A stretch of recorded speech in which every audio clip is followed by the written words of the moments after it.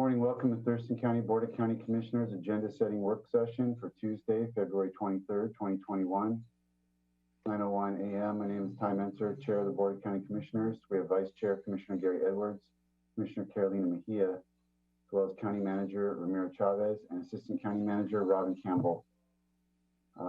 Public may attend following on our Thurston County YouTube channel or by calling in on a conference call at 360-252-9020,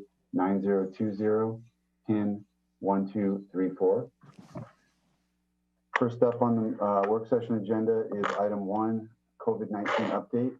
I see Director of Public Health and Social Services Shelley Slaughter and County Health Officer Demiana Abdulmalik. I will turn this directly to Shelley for this standing item regarding COVID-19. Thank you so much. Good morning, Commissioners. Today marks day 384 of Thurston County's emergency response to this pandemic. In Washington State and in Thurston County overall, we're seeing the curve flatten, so to speak, with 334,962 confirmed cases in Washingtonians to date, with 4,857 who have lost their lives. That includes 7,080 Thurston County residents who have been confirmed to have COVID-19 in the last year, with 64 people losing their lives here in Thurston County. In the last week, there have been 219 new cases, 1 new death, and that puts our rate at 137.9 over the last 2 weeks for our population. Hospitalizations are also improving.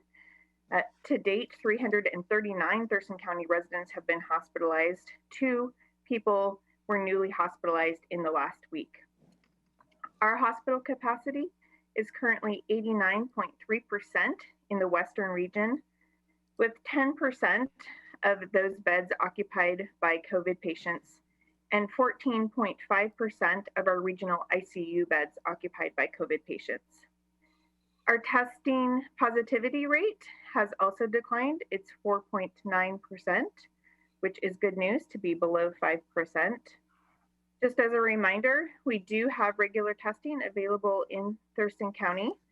Our community-based testing site is operating at Rochester Organization of Families today from 10 to 1. Tomorrow we will be in Lacey, Thursday at Union Gospel Mission, and Friday at the Evergreen State College. This is in addition to the Providence drive-through in Hawks Prairie, as well as several private and healthcare-based testing facilities that are available here in Thurston County. So we encourage people to get tested. In terms of outbreaks, we've had 49 congregate care outbreaks to date, 8 that we are currently investigating, and 2 new outbreaks in the last week. In vaccination news, in Washington, 1,379,318 Washingtonians have been vaccinated, and now 91.3% of all doses delivered to Washington State have been administered. So that's a dramatic improvement. In Thurston County, 40,636 residents have been vaccinated. 11.4% have received their first dose, and 4.54% are fully vaccinated. We continue to be challenged with vaccination supply in our community. Last week, there was a delay of second doses delivered throughout the country due to weather delays, so many clinics have had to reschedule their second dose clinics, and those are occurring this week. In terms of Thurston County's allocations for this week, second doses are being received, and in terms of first doses, there are 1,475 first doses that have been allocated in the Thurston County region. 0 doses for Thurston County Public Health and Social Services, so we will not be conducting first dose clinics this week. However, we will be conducting our second dose clinics and planning ahead for when that vaccine supply increases. There are also, in addition to the state allocations of vaccine, direct federal allocations of vaccine to local pharmacies. We don't know exactly what those are for this week, but we do encourage Thurston County residents that are seeking vaccination to please look at Phase Finder. That's findyourphase.org, and look at the Vaccine Finder website. That should include places where there are vaccines available throughout Washington State and including Thurston County. And with that, I will pass it to our health officer, Dr. Abdelmalik, to add anything further, and then we'll take your questions. Good morning, commissioners. Our case transmission rates do continue to decline. We are watching carefully to see what impact weather had, just because many testing sites were closed during that week. So, and as well as to make sure that we're accounting for any lab reporting delays of positive cases. But our trend is in line with the rest of the state, and I anticipate that we'll be in the low moderate range going forward. So this is very positive news. In other positive news, the Johnson & Johnson vaccine is going to be up for FDA approval for an emergency use authorization. That meeting occurs on the 26th, and if approved, will be reviewed by the Centers for Disease Control Advisory Committee on Immunization Practices on Sunday and Monday, and that's to determine the best rollout and the best groups of folks in our county and around the country, as this is a federal group, who might benefit the most from this vaccine. So we'll be watching very carefully to see what those recommendations are, because Johnson & Johnson is a different sort of vaccine from the other two. And it is a single dose vaccine. So we're definitely very excited to see what those recommendations are after the data is vetted at both the federal and the level of the Western States Pact, as well as our state Department of Health. So a lot to look forward to, a lot of dynamic changes coming our way. So we're looking forward to an increase in vaccine supply overall, and potentially, should it be approved, a third vaccine in our arsenal. Thank you so much, commissioners. Questions for Shelley or Dr. Abdelmalik? Commissioner Mejia? Yes, so my first question is in relation to the second dose vaccines. Did we receive an allocation for last week and this week since there was a delay? So the way that happens is you order it based on when your clinic was so it's ordered weekly, and the short answer is yes. Okay. The state is committed to that. The exact timing is something that's still in flux based on logistical constraints, and will be different provider by provider based on their clinic space, timing, staffing, and all of those things, as well as the specific and exact timing of when the vaccine arrives. Because this week, instead of doing 1 week's worth of vaccine, we're getting, or our providers around our county are getting, their second doses for last week and any second doses they ordered that were due this week as well. Okay. My second question is in relation to that. Again, the second dose vaccine and those clinics that we had are approaching the timeline when we started having some of the clinics, public health did. Did we receive the allotment for second doses that we yes. were due? Okay. Yes, we along with our county providers are getting our second doses as we've ordered them. Thank you. So this week we received 1,400 vaccines, correct? For first doses. The Thurston County region, vaccine providers in our Thurston County region received 1,475 in total first doses from the state allocation. Are they sending it to the same providers, or is there, or are they sending it to different providers now? How is that looking? Do we know? Yes, that allocation largely went to a federally qualified health center in Thurston County. And so that allocation was just to a few providers.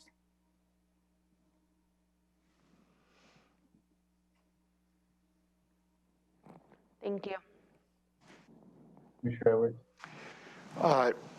Yes, I wonder if you could explain to me, you mentioned that we get X number of vaccines, but then an unknown number goes out to, I'll just say Walmart. Is that true? That we don't even know how many they might be getting? So there are two pathways for pharmacies to get vaccine. Our national pharmacies, some of them are contracted with the federal government, so they get their allocation directly through a federal contract. Other providers, including other pharmacies, including actually some pharmacies in regional chains and other chains, get it through a contract with the State Department of Health. The State Department of Health has a specific cadence. So we know when we order, we know when the state's gonna tell us what we've got, and then we know when they're going to report to us so we know where vaccine is from the state in granularity with a schedule. The federal allocation is they're still working on their timeline. So when the data is available, we do get that data. It's just we don't necessarily receive it weekly. Okay, then when this goes to a private pharmacy, and again, I'm not advocating for Walmart or anything, I'm just using that as an example because I guess they have a pharmacy there. Do they charge people to get a vaccination? Do they charge for the service? Maybe not the vaccination, but do they charge for the service, or is it just to get them in the store? I mean, and help, I guess they're helping us at the same time. So in Washington State, there is no charge to individual patients for COVID vaccine. So the vaccine itself is paid for with our tax dollars. So that's already so the vaccine itself, as well as vaccine administration supplies, are given by the federal government. Facilities can charge an administration fee that can be billed towards a patient's insurance, but there isn't a cost to a patient regardless of coverage for the vaccine. Okay, so I could go to Walmart, unbeknownst to any of the sites that you might be able to offer or tell me to go to, whether it's state regulated or Thurston County, I guess regulated maybe isn't the right term, maybe overseen by the state or the county. And so someone could call up Walmart. Does the computer location they might sign up on, does it know how many Walmart got?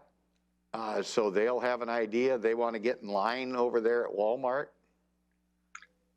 So yeah, so Shelley mentioned the vaccine finder part. So when you go to find your phase, if you are in phase, you'll be connected to Vaccine Finder. Facilities that are able to have open pods. So a lot of those clinics or a lot of those pharmacies list how much vaccine they have in Vaccine Finder and what the appointment slots are, so folks can sign up. So it is searchable. So the 1,400 and some that we got in Thurston County is just through the state and to us, to providers that do business with the state and providers that we oversee. We have no idea. There could be another 5,000 doses that maybe the Walmart chain has available. And we wouldn't know that, is that right? So we do, so the federal contract, so the state is aware of the federal contract, and then the state shares it with us. The issue is really just because it's so new, because initially the constraint was supply. So we wanted all the supply to our state to be so all the vaccines applied to our state went through the state Department of Health. And now that we are, and now the federal contract has been activated in our state, they're still working out the timing of shipments, the timing of ordering. And once that gets hammered out, we expect that we will be getting regular reporting. For citizens that are really struggling to find where to get a vaccination, that finder location you referred to, that will have all the federally contracted sites as well as everything the state and county is doing, so a person can check and will know if that private drugstore or federally contracted store has available, or maybe even is getting stuff in so they could get on a list or know to go there at 9 o'clock in the morning. I'm just trying to find out ways. Some people are really struggling trying to find where they can get a vaccination. And so is that a way they could do it, or should they just go to their Walmart store or call that store? I want to give them the best tool I can to solve their particular problem. What will happen when they go to that vaccine finder website, it'll show the various vaccine providers in the community, and it includes those federally contracted pharmacies. And there's a little green button that says vaccine appointments available, and then it gives a link to where to click to go to that, to how to schedule an appointment with that provider, or there'll be a little red X that says no appointments available. And that's really the best way for people to find out if there is a local provider or any provider in the state that has vaccine. And then you have to follow the directions of that particular pharmacy. Oh, okay, and then you still maintain a phone number for those people that don't have that type of social media connection or something? Yes, that is 360-867-2610 at Thurston County Public Health for people that need assistance and don't have access to internet to schedule an appointment, and we will help them. And there's also a state hotline as well. Oh, you want to give that too? Yes, I do, but I don't have that one memorized. So it'll take me just a moment. Okay, thank you. Okay, thank you, Shelley and Dr. A. Appreciate that. Commissioner? Yeah, go ahead, Romero. Maybe just a statement and a comment. I know that due to the weather conditions, some of the second doses clinics have been canceled. Doctor, can you reassure the public this small delay on the second dose really is not going to have a negative effect? Yes, I can definitely reassure the public. So the CDC's current recommendation is that you have that you can have up to 42 days to receive your second dose, and not see any negative impact from that booster dose. Also, Doctor, the Johnson & Johnson, if it gets approved, is going to be a single dose vaccine, which have a little less protection based on the numbers that I've seen on the news. I have no technical background on that, obviously. But it's I believe there is also on the news that Pfizer might be asking to get approved in two elements, just to one dose vaccine as well as the storage may not be required to have a deep freezer as a storage. Well, is that something that you were tracking on that? And is that something real that is moving on? Yes, so Johnson & Johnson, reading that data is actually a bit complicated, and some of it hasn't, and some of it we're really waiting for the data release after the EUA meeting. So there are multiple things that make a vaccine effective. One of it is its impact on preventing symptomatic disease, and that's where Johnson & Johnson is at 66%. But when you look at its ability to prevent hospitalizations and deaths, it is in range of Pfizer and Moderna. So we're definitely looking forward to that deep dive on the data and the clinical trials and the subgroup analysis that our state and federal officials are going to be doing over the next week or so to give us to try to figure out what exactly that equivalence is. And yes, Pfizer, I believe, stated that it had 70% roughly efficacy in a single dose. We're waiting to see what that subgroup analysis is, and then also kind of looking at that hospitalization and death piece for that. It is really positive news that Pfizer is looking at or has demonstrated stability of the vaccine for 2 weeks in freezer conditions.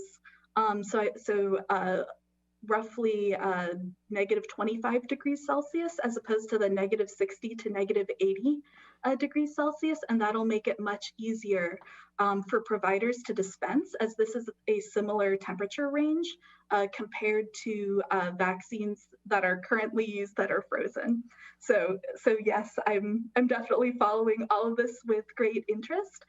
In order for us to recommend a specific course of action, it of course has to be verified and confirmed by the FDA and the CDC in terms of that vaccine management piece for Pfizer, as well as, of course, Johnson & Johnson. Thank you, Doctor. I think Commissioner Edwards had a follow-up. Go ahead. Yes, this morning there was actually a short segment on the national news about a nasal vaccine.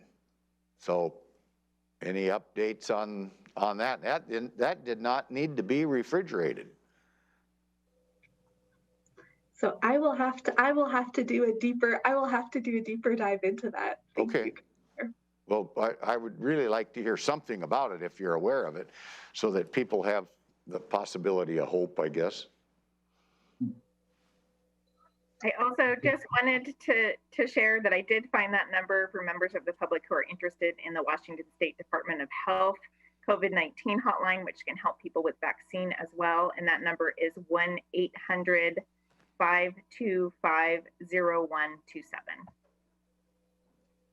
Very good. Thank you. Okay, let's move on to item 2. Thank you, Shelley and Dr. A. Item 2 is homeless strategies update. I see Keely Marino. Welcome. What do you got for us this morning, Keely? Good morning, Commissioners. Keely Marino with Public Health and Social Services. This morning, I wanted to start off with a big thank you to all the commissioners for attending a Homeless Housing Hub award ceremony yesterday, where we honored shelter providers and outreach workers for their hard, diligent work over the last year, responding to COVID-19 with diligence and with endurance and resilience. And so I'm really excited that after some technical difficulties, that event was pulled off, and really appreciate the acknowledgement from you all. So thank you very much. And other than that, I'd love to give you some updates on rental assistance. I have invited Tom Webster to join me in this update. So from what we understand, the Community Action Council, who has been identified and contracted with to handle all of the funds coming into our community for rental assistance, which is well over eventually to the tune of $10 million plus, which is a lot of money to manage, are moving forward with their process. Currently, they have a wait list of 300 Thurston County residents that have been accumulating since the end of December. And their intent is to ensure that those individuals on that wait list, all 300, are attended to prior to opening up a new scheduler. So they have a scheduler device that is that the public can access on their website, on the Community Action Council's website, and they can also call the Community Action Council. But that scheduler will not be open until all 300 of those individuals have been gone through on the wait list. And they're anticipating that could be, that the scheduler could open up in mid-March. And Tom, would you like to add anything? I know when I brought to you the contract for CAC last week, there's a question around when the funds would start flowing. And we talked about kind of the end of this month, early March, when these funds would start being spent, and that is correct.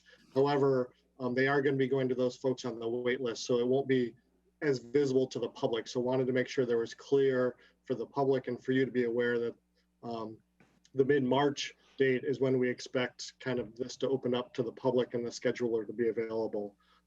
Also want to just let everyone know that we've just received guidance from the Department of Commerce on new rules around ERAP. We've also just received guidance on Friday from the Department of Treasury. So CAC is also trying to ensure that their processes all line up for these funds, that there's no duplication of benefits. So there is a fair amount of work that needs to be done to make sure that their systems are in place to verify eligibility, all the documentation that's going to be required, and the reporting that will be required under all these programs. So CAC is working diligently. We're pushing them, but we want to make sure all the systems are in place so they can move forward smoothly without having to change directions in the middle of the programs. So just wanted to convey that message because I know there's a lot of interest out there in the public in accessing these funds. And that's the end of our update. Any questions for Thomas Keeley from Commissioners? No, not at this time. Thank you. No, sir. Okay, me neither. Thank you. Thank you, guys. Thank you. Thank you. We're going to move to item 3, which is a review of the board's draft agenda for this afternoon at 2 p.m. That agenda begins with a call to order, Pledge of Allegiance to be led by Commissioner Mejia, consideration of approval of agenda for the meeting and board meeting minutes from February 16th, last Tuesday, opportunity for the public to address the board, and then item 2 in the county manager's update. And I'll ask Ramiro if there's anything there. I don't have any specific items to update this afternoon, Commissioner. Sorry. Okay, we'll go directly then into the consent agenda. There are 3 items for this meeting. 3A, Public Works, appointment to solid, says sold, but I think it means Solid Waste Advisory Committee. Commissioner, for your consideration is the appointment of Council Member Ed Kunkel from the City of Lacey as a representative to the Thurston County Solid Waste Advisory Committee. And his appointment will be from February 2021 to February 2024. And this has been also been ratified by the Lacey City Council. Any questions about this item from the board? No, sir. No, sir. Okay, 3B is another appointment to the Solid Waste Advisory Committee. This one's for Port Commissioner. Yeah, thank you, Commissioner. The Port of Olympia has requested for you to consider appointing Port Commissioner Joe Downing as a representative to the Thurston County Solid Waste Advisory Committee. And this representation will be for the remainder of the previous appointment. They will take all the way until February 2022. Questions on this from the board? No, sir. Okay, I do not either. Thank you. Item 3C, an auditor item, approval of the voucher list. Do board members have any questions or concerns about item 3C?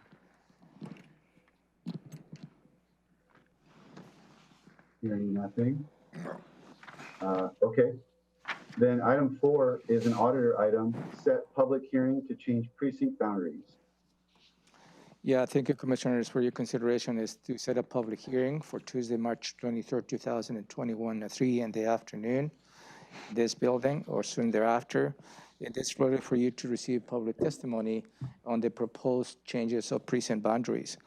You receive a briefing from the county auditor this past Wednesday on February 18th, which they describe the small changes they want to implement with the objective is to balance the population among the different precincts.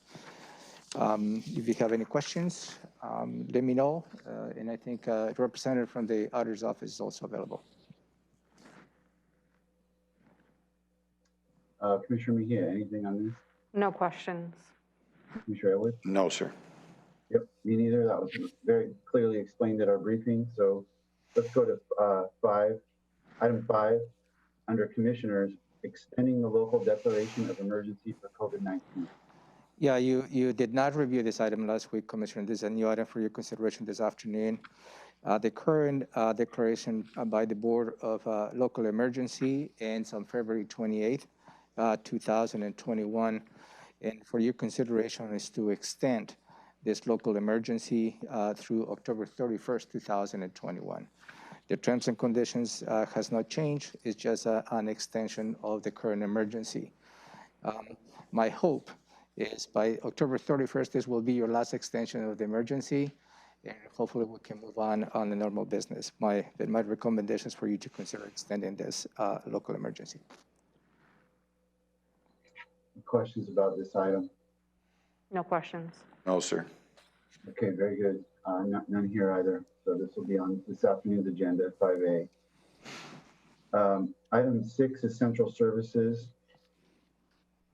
2 items here, 6A, county space needs assessment study. Yeah, thank you, Commissioners.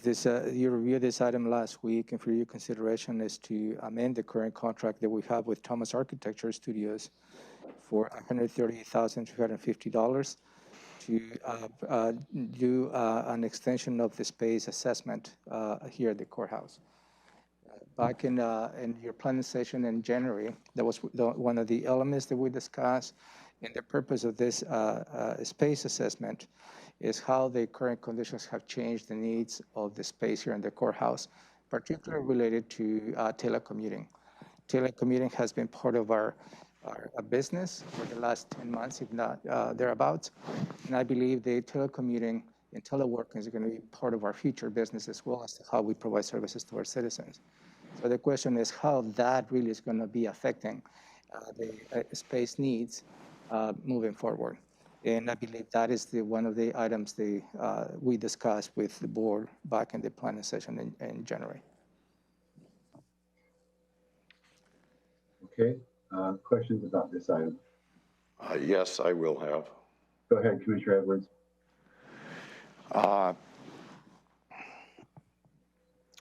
Since we discussed this in January, it's been brought to my attention that there could be some discrepancies on what we're doing. And I'm curious when this contract expires, and is there an hourly rate associated with it that's new versus the hourly rate from the old contract? And I could provide some information, hopefully an answer to that. This is Chris Helmer. I'm the Capital Project Manager. We are using the new rates for the fiscal year for Thomas Architecture Group.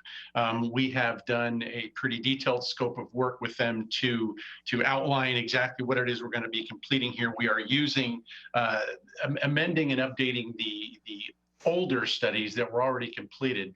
But with that and the new telework requirements, and we are looking at most of the agencies and departments within the county during this study. There's a few that have been excluded for good reason, but yes, so we are using the new rates.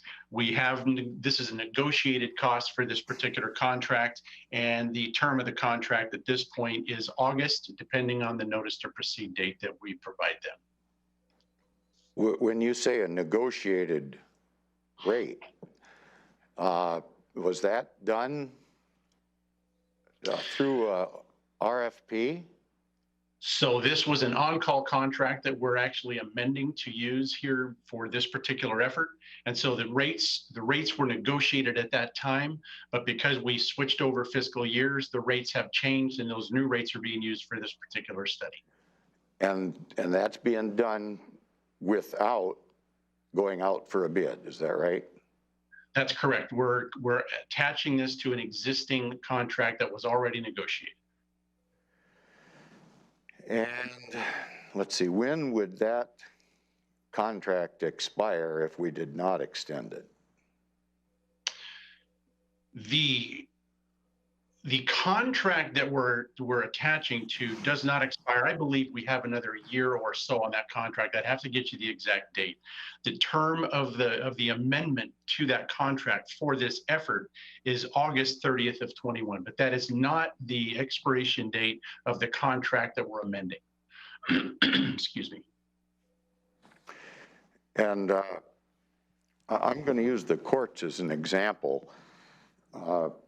To continue our court activity, we need to have much more space, and that might include for jury trials as well as just social distancing. So we've actually spent quite a bit of money upgrading and leasing space for the next couple of years to deal with that. But in reality, we really don't know what the future is going to hold as far as space goes. And so is now the time, I guess, and to move forward with this type of an expenditure when we really don't know what's coming when it comes to this virus, and we're going to extend our declaration of an emergency. It sounds like that's needed to continue, but this is going to change quite a few things from that contract. And I would guess any material that we've acquired up until now probably belongs to the county and could be utilized by any contractor if we were going to go out for an RFP. Is that possibly correct? Well, excuse me, I'm not quite sure how to answer that question. There's been a request and some discussions about the possibility of finding out how much space each one of the departments within the county needs. And so considering telework and considering also the Chandler Court facility where the courts have leased that space and we built it out for them to do business, we have been tasked, at least I have been tasked to do a study to determine how much space each of these different departments within the county need for future use. The study will determine both space needs for 15 and 30 years into the future, with the possibility of remote working becoming the new standard. So I hope that answers your question, but maybe not. Well, I guess my main concern is that we're in a situation here where we might be premature on doing a study because we don't really know what we're going to be studying, and we don't know about social distancing, and we don't know about the COVID. So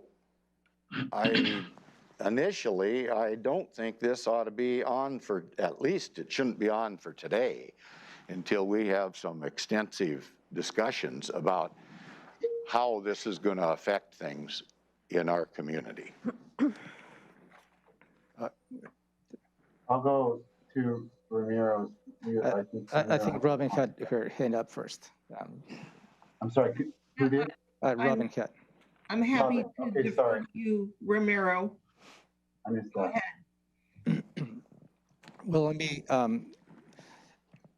follow up on what Chris stated. This is an on-call contract. The selection of all the on-call professional services that we have, including public works, is through a selection process, a request for qualifications, a request for proposals. So it was not number was selected an individual contractor to provide the services of a competitive process based on an assessment or request for qualifications.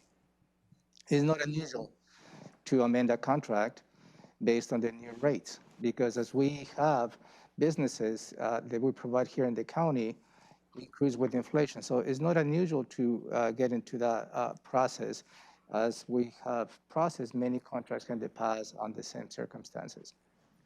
So related to the why now and not later, this is really the direction of the board, as I believe, as to how the board would like to have a comprehensive assessment as to all the space needs here that we have in the courthouse. It's more than just getting down to what happens with the COVID-19 emergency.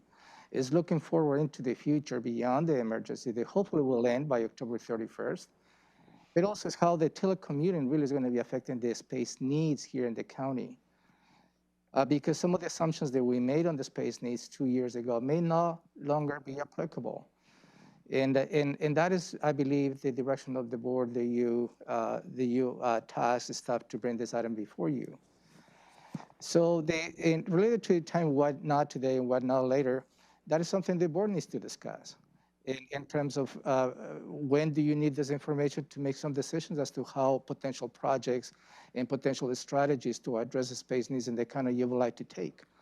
So it really is not a sense of urgency. We're just following the direction of the board, what I believe it was given to us back in January. Robin? I would just add that we're hearing from some of our elected officials and department directors about their needs for space. And a prime example is the auditor who has come to you about the need for her elections, which will come up pretty soon. We have a lease that's ending. And I would suggest to you that in ways it's made easier, not only easier, but better to make those kinds of decisions when you have a comprehensive outline of what all of the needs of the county are, rather than these one-offs. And I wish we had it now in hand. August is the soonest that we can get it through this particular contract. If you want to wait, that is certainly up to you, but we are hearing about space needs now. I do have a follow-up for that when the time comes, Chair. Okay, let me go to Commissioner Mejia, and then we'll go back to Commissioner Edwards. Go ahead, Commissioner. I just have a question, more of an informational for me. I'm seeing here that the initial contract was signed August 8th, 2018 with an amendment on July 26, 2019. How come this does not go out for an RFP or for bids in this situation, especially since this contract has been ongoing for so long? So this particular contractor has expertise in this area. And what we were trying to do was to save money by building on the knowledge and information that this contractor already has. And as Romero said, it is not at all uncommon for us to amend a current contract and extend services when it is to the benefit of the county. This is also a personal services contract.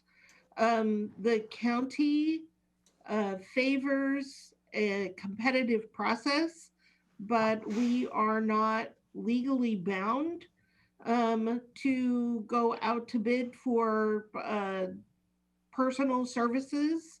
However, services. this contract was originally contracted under an RFP. So the original contract did go out to bid. And again, it is the preference of the board. If you would prefer that we go to bid for the space study, we can certainly not sign this contract with Thomas Architecture and go to bid. And just to amend what you stated, Robin, is not personal service, professional services. Professional services, yes. Commissioner Edwards. Yes, the current contract expires the end of this year, is my understanding. And so what's taken place here looks to me like we're having a change midterm in the contract and allowing for an adjustment on the hourly rate without any competitive bidding process. And whether it may or may not be legal, it just doesn't smell right to do something like this midstream. And I'm not sure that the timing is right either, because We just don't know what we're going to be up against if we're going to be doing telework, for an example, from now until eternity, or is that going to go away as we get more vaccinations available? And we've got new things developing almost daily as to what could affect this. And I'll just use as an example, I saw on the national news this morning that there is supposedly a nasal spray that is now being developed as a vaccination. Doesn't even take any refrigeration. So are we going to continue on with social distancing into the future or not? I just think it's premature to move forward with this at this point in time without a lot more discussion. I don't see an urgency on it. What is the source of funding for this expenditure, Robin? We are paying for this. We have money in an account that is specifically for work on courthouse renovations, moving forward with how to address our space on the campus. And the origin for that money was REIT 1. This is not being paid for from the general fund. This, and to address the contract, this contract is considered an on-call contract. This is not unlike contracts that we maintain with architects and engineering firms for our capital projects. And every work order is an individual amendment to these on-call contracts done in exactly the same fashion. Yeah, Public Works utilizes that, and we have been utilizing this for years. And because when they negotiate is in higher terms as a result of the request for proposals, a contract, and every single amendment which identifies a specific deliverables, that's when the negotiations goes. That's what Chris stated. So it is not unusual. There is nothing outside of the legal realm that we conduct business, but really is whether the board wants to continue on with this process really is up to you. I believe we just follow up the conversation that you had on the sense of timeliness and moving forward with this to give you the necessary tools for you to make some decisions related to the space needs and potential strategies that you have. But certainly it's up to you. The staff doesn't have any sense of urgency. Staff doesn't have any particular, I'm going to use Commissioner Edwards' agenda and this particular item. So it's not, it's really up to you. Chair, could I make another comment, please? Go ahead. I guess if we opted in January at a work session to move forward with this, I believe there's new information that has been brought forward, and that would be citizen information, but also the ever-changing complexion of this whole COVID response. So again, I'm gonna just, until we get it all figured out, that I think it's premature no matter what now. We haven't rounded that corner, so to speak, that we're aware of yet. We haven't even opened up schools yet in this community. And so I think we've got a lot of work to do, and it would be premature to continue with this on the agenda for now. I'm not saying not let's talk about it farther down the road, but we're going to have to do maintenance on the courthouse. I have no doubt about that. And I think we should be doing maintenance on the courthouse because I believe to this date, there is no community support involved to move a courthouse to downtown Olympia. And I know nothing was mentioned here today about the possibility of moving to downtown Olympia, but that's still in the works, so to speak. And I think it would be a mistake at this point in time. There is absolutely no community support to continue with that at this point in time. Thank you. Okay, I'm not really sure what that has to do with anything, but I'm hearing two buckets of concern. One is about the contracting, the nature of the contract, and the other is about the timing of this study. I personally don't have any trouble with the nature of the contract. The timing of this is definitely something the board could discuss, and I don't have any problem discussing that. I mean, the problem is that we have space needs, that we have decisions that have to be made about space needs, and we have empty space. For example, we've got the bottom of building 5. We've got a big chunk of building 4, and it's hard to start. So we're basically, we've got the old jail under building 3. We have all these like pieces of space, but it's hard to start moving pieces around when you really don't know exactly what like Robin said, the sort of the comprehensive picture of what the needs are. So I guess the question for the board is whether or not we need, would it be better, like, in one sense, would it be better to just wait till COVID's all over and the dust settles and we see how, yeah, I guess so. But I don't think we're going to have that luxury. I think the board's going to be forced to make decisions well prior to that. And the question is this information going to be useful to us? I think it's a legitimate question. It's a lot of money, frankly, even though it's not $1 million that we all kind of freaked out at last year. $138,000 is still not an insignificant amount of money. So the question is this going to provide enough value for what we would be paying based on the decisions that we're likely to have to make prior to the like I say, the dust completely settling. I don't know where Commissioner Mejia is. I mean, I'm willing to take this off today's agenda and have a broader discussion. I'm not saying kick it 6 months down the road. I think the board needs to have that discussion, but I'm willing to have that discussion in fairly short order. As everyone said, there's no time crunch that requires us to pass this today. Commissioner Mejia, where do you fall on this? I actually agree with what you just said and having a broader discussion on this on another day.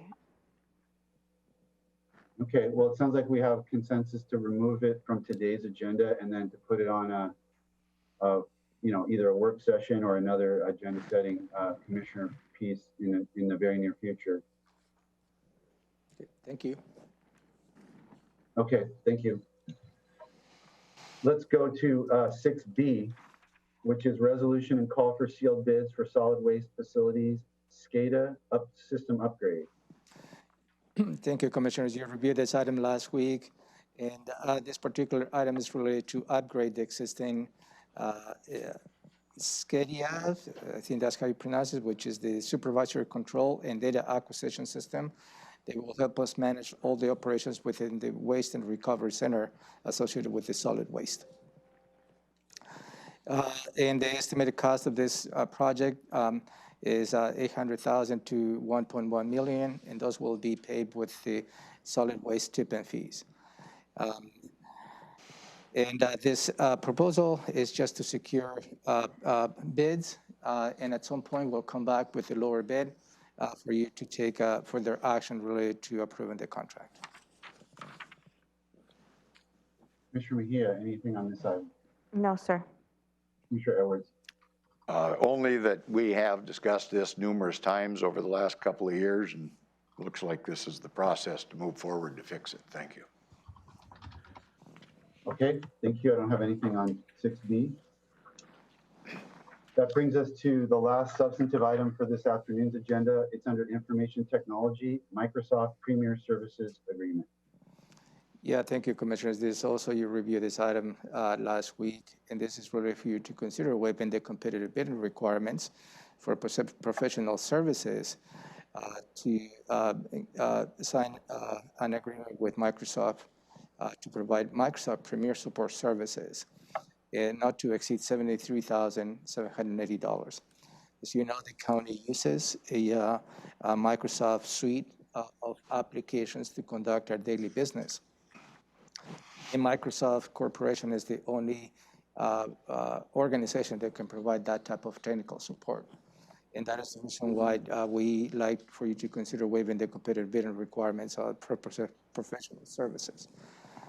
And Dennis Osorio, the Director of IT, is here to answer any additional questions you may have. I think you have a typo in the second figure there for in the action item. Just Yes, sorry, I meant to remove that extra number here. Yeah, we'll fix that. Remove the extra. any questions for Dennis from the board? No, sir. Well, again, we've discussed this quite a bit. No, sir. Yeah, my questions were answered at last week's meeting. Thank you, Dennis. Okay, item 8 is under County Manager, and it's our standing Commissioner reports, review of schedule, and adjournment. That would bring us to next Tuesday's meeting, March 2nd. 2 p.m. call to order. Pledge of Allegiance to be led by Vice Chair Edwards. We'll look at the agenda and approve, and look at board meeting minutes from February 23rd and entertain a motion on that. Opportunity for the public to address the board will occur at that point. County Manager's update. I assume, Ramiro, you got nothing lined up as of yet for that? Yeah, thank you. Then we would go into consent items. There are A through F. 3A is a human resources item, collective bargaining agreement with the Thurston County Deputy Sheriff's Association, administrative support staff. Yeah, for you consideration, Commissioners, for you to consider approving the contract, the bargaining contract with the Thurston County Deputy Sheriff's Association. And this term of the contract was from January 1st, 2021 to December 31st, 2022. As you may remember, this contract lapsed over a year ago, but we had a memorandum of understanding to extend in 2020 the terms and conditions of this contract that was in place in 2019. It has taken us a little while, but I believe it gets to the point of having a good balance in terms of this contract. And again, the staff is for you to consider ratifying the agreement, which all the individuals within the bargaining unit has already approved the terms of the contract.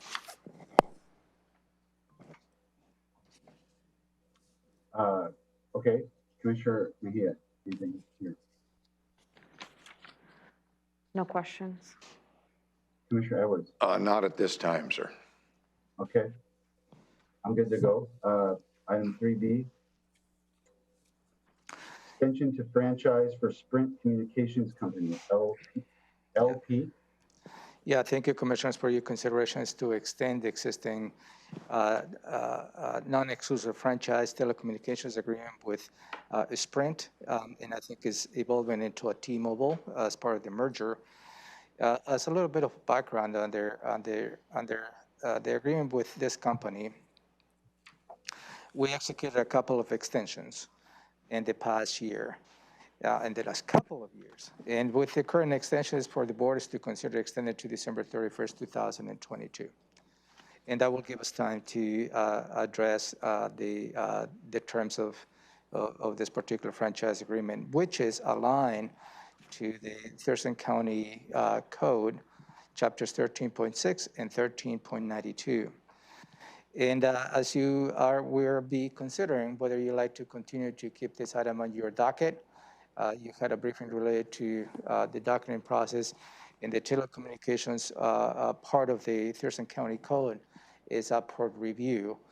And by extending this agreement to December 31st, 2022, will allow staff to put in place any changes on the code, and that will give us the avenue as to how we can better negotiate this franchise agreement with Sprint. And also, considering that things have changed either from their side as part of the merger with T-Mobile, also they're a little bit in flux as to how this new franchise agreement will take place. So from my point of view, it makes sense to extend the terms and conditions until the end of December 2022, and that will give, I believe, both parties to have enough time to negotiate the new contract. Questions from the board? No questions. Yes, sir. Go ahead, Commissioner Edwards. Is there any dollar amount associated with this? No, it's a franchise agreement. What the franchise agreement does is allows any particular utility to operate within the county's right of way. Okay, thank you. Okay, I have nothing, so thank you, Ramiro. We'll go to 3C. The Human Resources item, resolution to adopt the classification and reclassify positions. Looks like there's two at issue here. Yeah, this is, thank you, Commissioner. This is related to an item the board approved as part of the 2021 to create a new position, and that is the Criminal Justice Regional Program Manager position. We have developed the job description for this particular position, but the classification needs to be created. And in this particular item is because the approach that we need to take, we don't need to create a specific job classification for specific positions. I think we need to make sure that we look at the overall county business and create a classification itself. In this case, is for your consideration to create a new senior program manager classification, which 2 positions so far will fall into this. And that positions, the one will fall into this is the Criminal Justice Regional Program Manager, and the other one is the Economic Development Manager. So those positions will be aligned under this larger job description. And again, I believe that this is a good strategy as we move forward into assessing the county business. It will give us the latitude as to how we better align all the different job classifications. So in this particular case, the new classification is the ranges from $6,632 to $8,843. And I believe that is within the boundaries of what the board approved on the new position. So as soon as this classification is done, we will go ahead and advertise the Criminal Justice Regional Program Manager. Any questions, sir? Questions? No, Commissioner Mejia. No questions for me. Commissioner Edwards. No, sir. I don't either. Thank you, Ramiro. Item 3D is under Commissioners, resolution to adopt a classification, reclassify position. Well, personally, this is an item that I wanted to address for quite some time. Finally, we got to the point.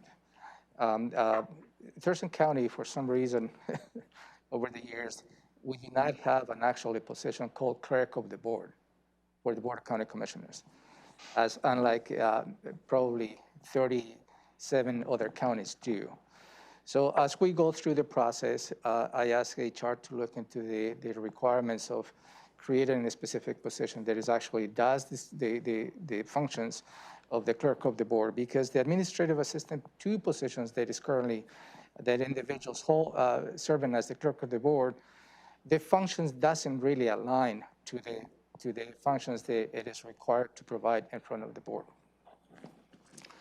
In addition, we have consolidated all the clerk of the board functions, and my recommendation is for you to consider creating a new classification, which is the clerk of the board that serves to the Board of County Commissioners. This is as part of the at-will pay, and it will be, the new classification will have a salary range from $4,313 to $5,737. I'm sorry, it will go from $5,737 to $6,351. That will be an increase of $614 a month, with just about 10%. We're not requesting any budget adjustments, as you know, in the Board of Office of the County Commissioners. We had a vacant position. We'll continue to have the vacant position, and that will be covered under salary basis, salary savings. And again, for me, this is a long-term objective. We have gone through a regional assessment to compare to like counties, what will be the right salary placement, and the proposal meets that objective. So if you have any questions, I'll be more than happy to answer those. I'll start with Commissioner Edwards. Anything?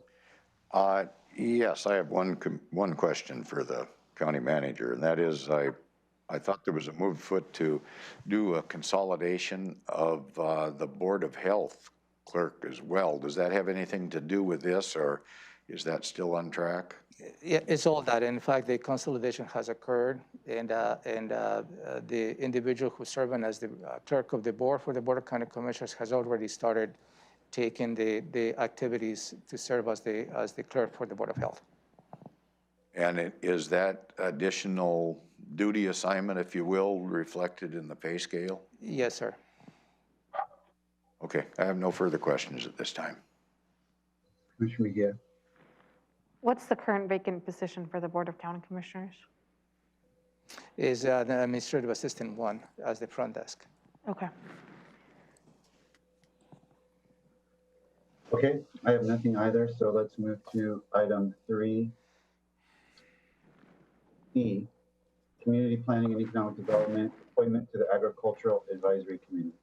I believe you reviewed this item for your considerations to appoint Mr. Jacob Yancey as a District 3 farmer member to the Agricultural Advisory Committee. And if the board approves, this term will go from February 1st, 2021 to February 1st, 2023. Yep, any questions or concerns on Mr. Yancey? No, sir. No, sir. Okay. Item 3F will be a review of the auditor's voucher list. Yep, and we'll add the number that I think is added. Thank you. Thank you. And that's the department items for Public Health and Social Services, Pierce County South Sound Shellfish Recovery Agreement, Amendment 4.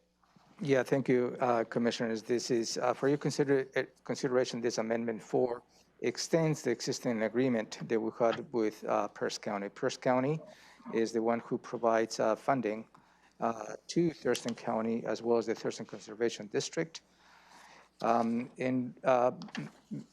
This amendment, amendment number 3, was put in place, I believe, last year. And for reasons we have not been able to meet the intended outcomes of this particular agreement. So this agreement, which includes a total cost of $303,150, that does not change. That is still the same contribution. The only changes on this amendment is to extend it from December 31st, 2020 to June 30th, 2021. And some of the key elements of this is to address the pollution problems associated with Dobbs Creek, including the camping club. I believe the board is well familiar with that. And the Thurston Conservation District is also going to help us to go through this process with assistance to the landowners on the Henderson Inlet as well as the Nisqually Reach Shellfish Protection Districts. So this agreement is already in place. The amendment number 4 is only to extend it until June 30, 2021, just to make sure they give us enough time to achieve the deliverables of the already contract in place. That is not, actually the county is receiving money through this contract, by the way. Okay, good to know. Commissioner Edwards, anything here? Yeah, that was going to be my question. So we're having pass-through money from the state? Is that what's going on? Pierce County. From Pierce County? The contract is with Pierce County. Yeah, but is that ecology? Isn't ecology involved somewhere in that mix? Yeah, I believe the money is coming from the state to Pierce County. I could, if this is Art, if you'd like, I could provide a little bit more detail on that. Yeah, go ahead, Art. I didn't realize the Art was here. No, I'm here, yeah. So good morning, commissioners and Ramiro and everybody else. This is, as Ramiro indicated, it's a contract through Pierce County and we're a subrecipient, but they are receiving money from, actually, that's through EPA through the National Estuary Program. So this is some of the money that Commissioner Edwards likes to refer to as Denny Heck money. So it's providing funding for Puget Sound restoration activities. And as Ramiro indicated before, we've been working on this, but we've not been able to, and actually it's sort of an offshoot of COVID and other things because we've had a lot of staff assigned to working on that we've not been able to complete the work as quickly as we'd like. So we're making good progress. This will give us more time to be able to complete the work. It also provides funding for the Conservation District to work on best management practices for agricultural activities, which are also impacting Dobbs Creek and the watershed as a whole. Commissioner Mejia, anything for Art or Ramiro?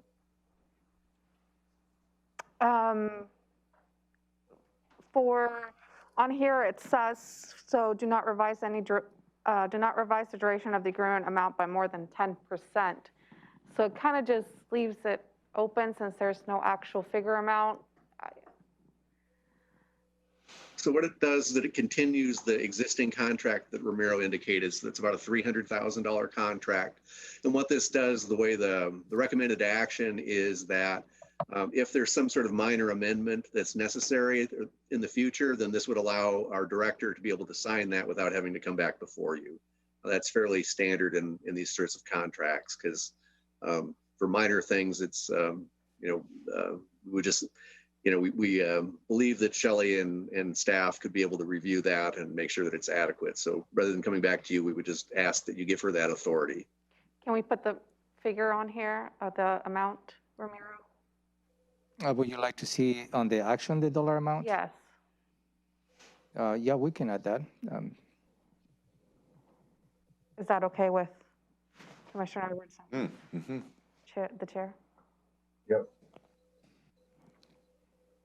Just to give a context as to the size of the contract that we're extending, I guess, is the request. Yeah, we'll add language. Thank you. Dobbs Creek, yeah, this work is something that kind of came up like within my first few months on the board, and it's, there's a background history that Commissioner Mejia could probably ask questions about offline, but it's a problem area on the in terms of water quality and its proximity to Henderson Inlet. So it's a specific area item that we've been working on here for years. Anything else from any board member on this item? No, sir. Okay, thank you, Art.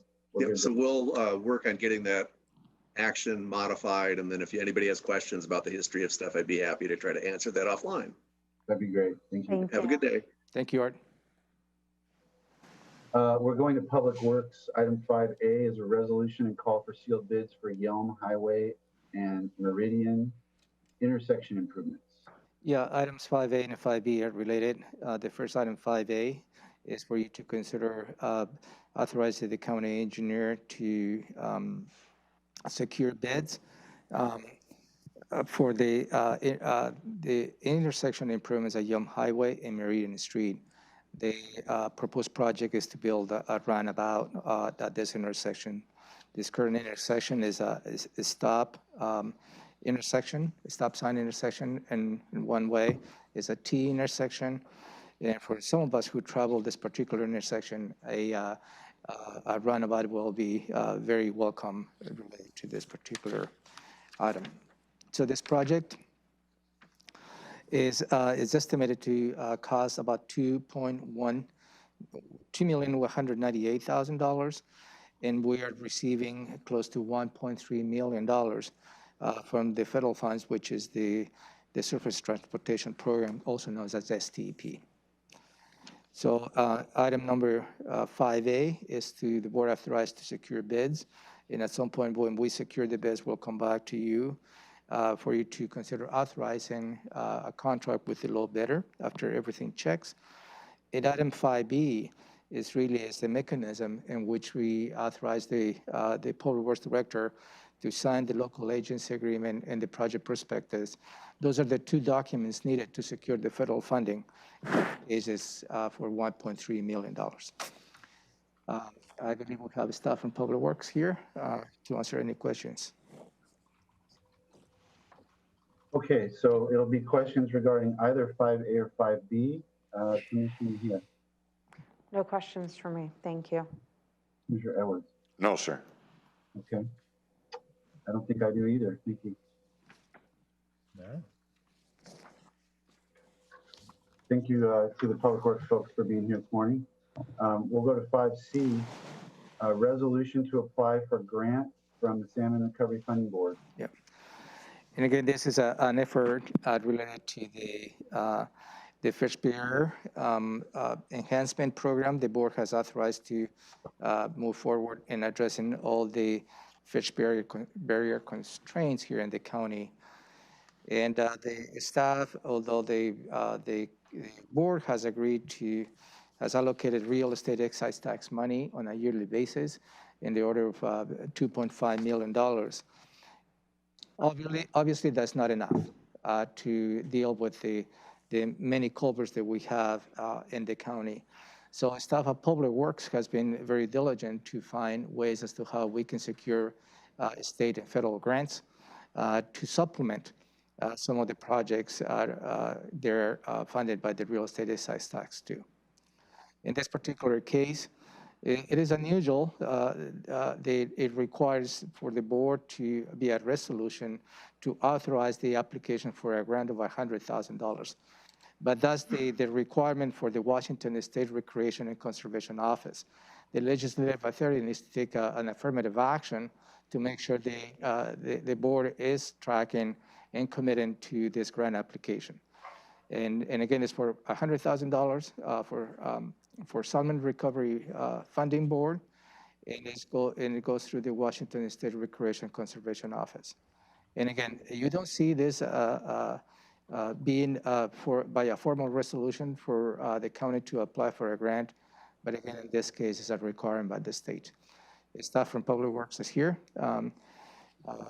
Is Elena or Elena Fernandez?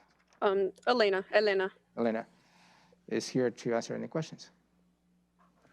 Yes, I do have a question. Go ahead, Commissioner. We're going into our 4th year on this activity of salmon culvert replacements, and we've not come up against this, and the county manager says it's unusual. Is it this is going to go on all the time now, or what brought this about? Did we get some certain scrutiny because we didn't do something right, or what happened? No, sir. And in fact, the board has taken similar actions on the same grant funding in the last couple of years.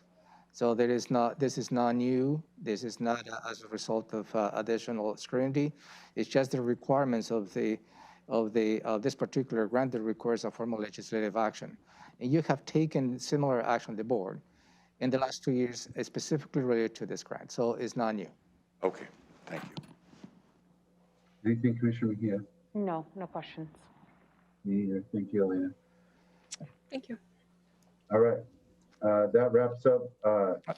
Commissioner, if I may, there is an additional item that you will see on your next week's agenda that is not listed here, but it certainly will be next week, is for you to consider approving the interlocal agreement with the Joint Animal Services Operations as JASCOM.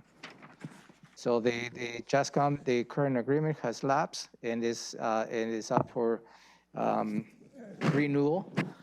So I will bring this for your consideration next week. It really addresses the services of the commission membership, addresses the city of Lacey as the fiduciary agency to cover all the cost, and also addresses the current elements of the existing agreement. So if you like, I can probably circulate the draft of this ILA to you. If you have any questions, please let me know. But again, it's just to make sure that we continue with the partnership with JASCOM. Is it along the lines of what, last year I brought some changes, and has there been any, substantial changes beyond what we discussed last fall? No, there has not been substantial changes, and I have worked already with Elizabeth, your prosecuting attorney, and I believe that it's ready for the board's consideration. Okay, questions about this item? We'll obviously have to look at it over the. Yes, I have a question, sir. Go ahead, Gary. If that is going to get circulated, could you give us the old verbiage and the new verbiage so we can see what we're talking about at that? I can give you a copy of the old agreement and the proposed agreement if you like.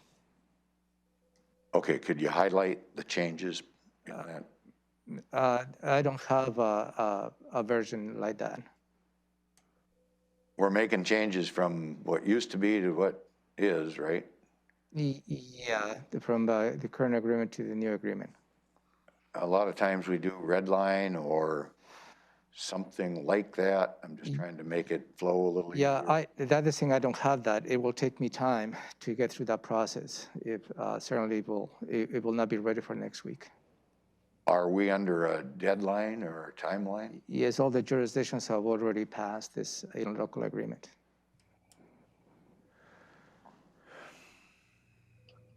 I think I had a red line version. Again, I don't know if anything's changed since last fall, but I do think that when I'll look and see what I have and compare Yeah, it. because I really don't have one. If you have a red line version, it would be great. But I don't know if since they want the red line version that you had versus what is today is the same. So I'm a little bit cautious to go through that red line version that perhaps the agreement that you're going to be seeing is changing. So that's what I feel a little bit uncomfortable on that. So the best way for me is to give you the old agreement and the proposed agreement and for your review. What? It's not super long. I think it's about a 5-page document, which I remember. Yeah. Was there a dollar amount that changed? There is not a dollar amount. There is not really a dollar amount in here because the allocations for the funding is related to the per capita, as you may recall. So there's really is not a dollar amount on the agreement itself.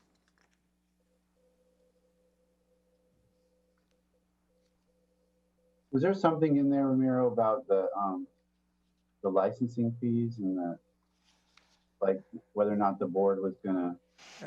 It doesn't got to, I know the item was discussed, but it hasn't got to that point because it become a little more controversial related to giving the authority to JASCOM as a board to delegate and establish fees without the consent of the board.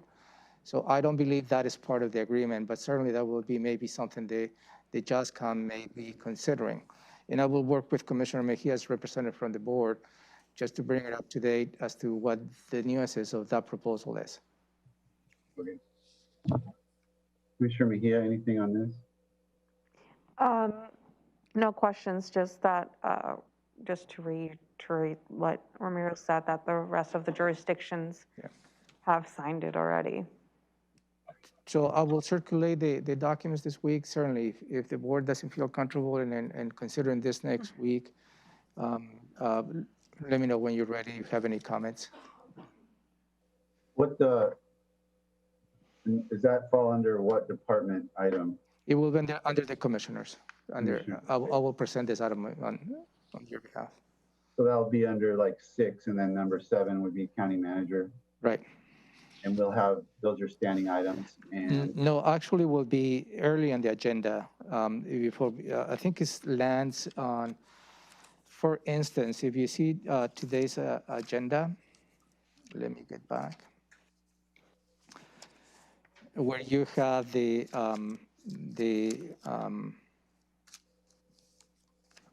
extension of the emergency resolution. That's under number 5.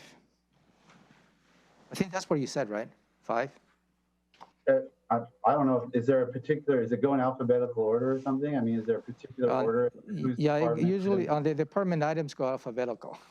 Oh, okay. Well, then it won't be number 6, but it'll push number 6 to number 7 is what I'm getting at. By the way, the clerk of the board is exploring changing the system as to how we manage this.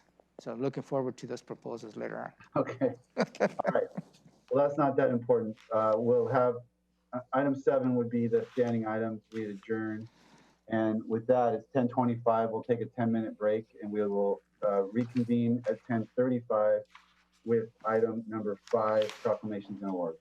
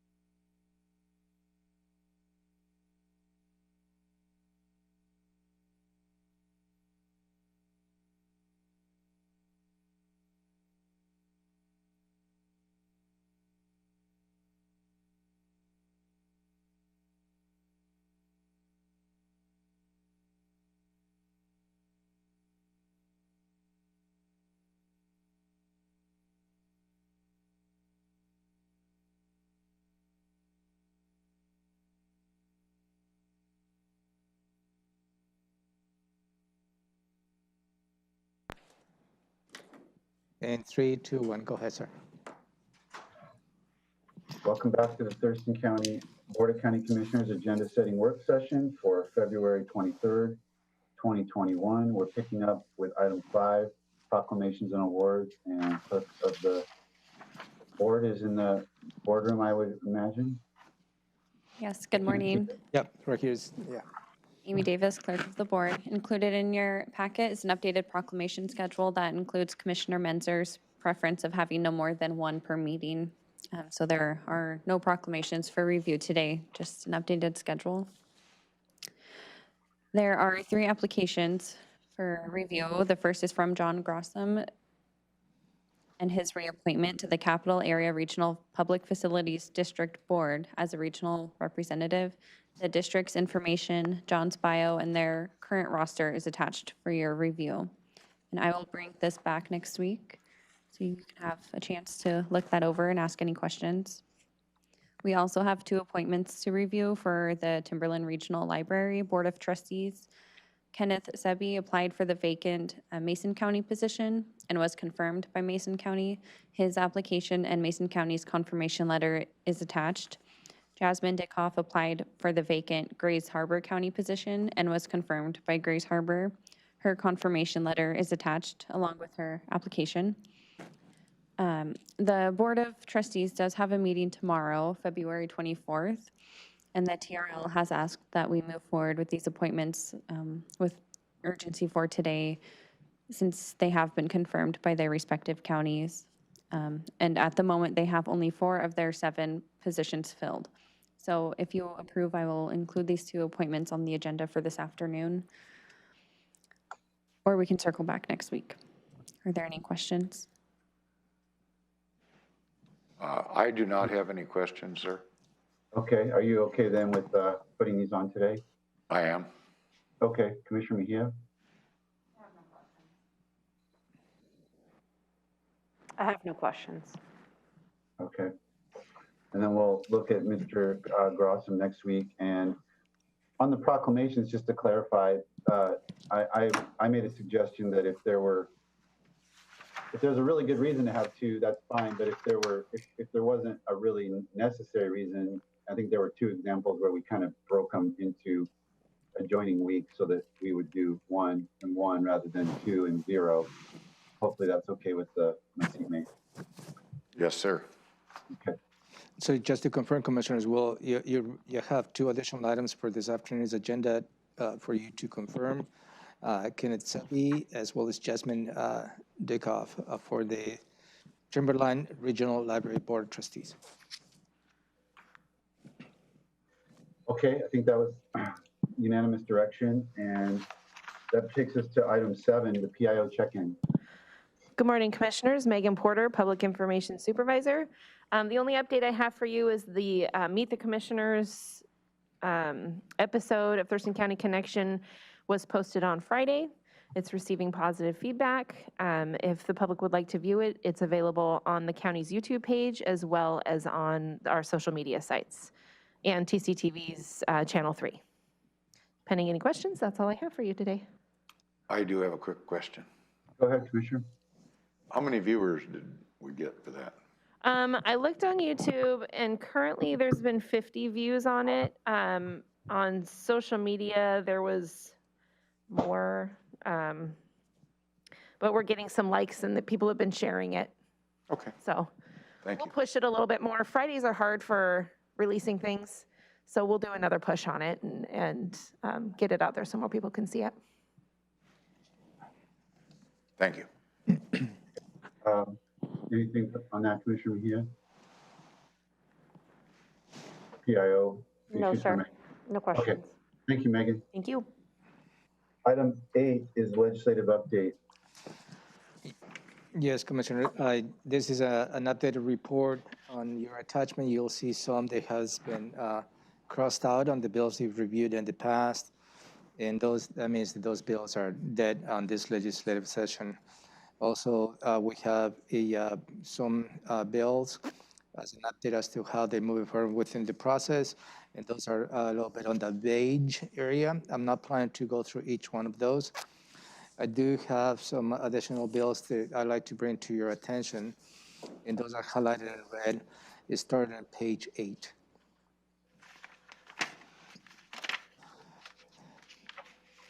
And this House Bill 1329, and this is related to how local governing bodies allows the opportunity to provide public testimony.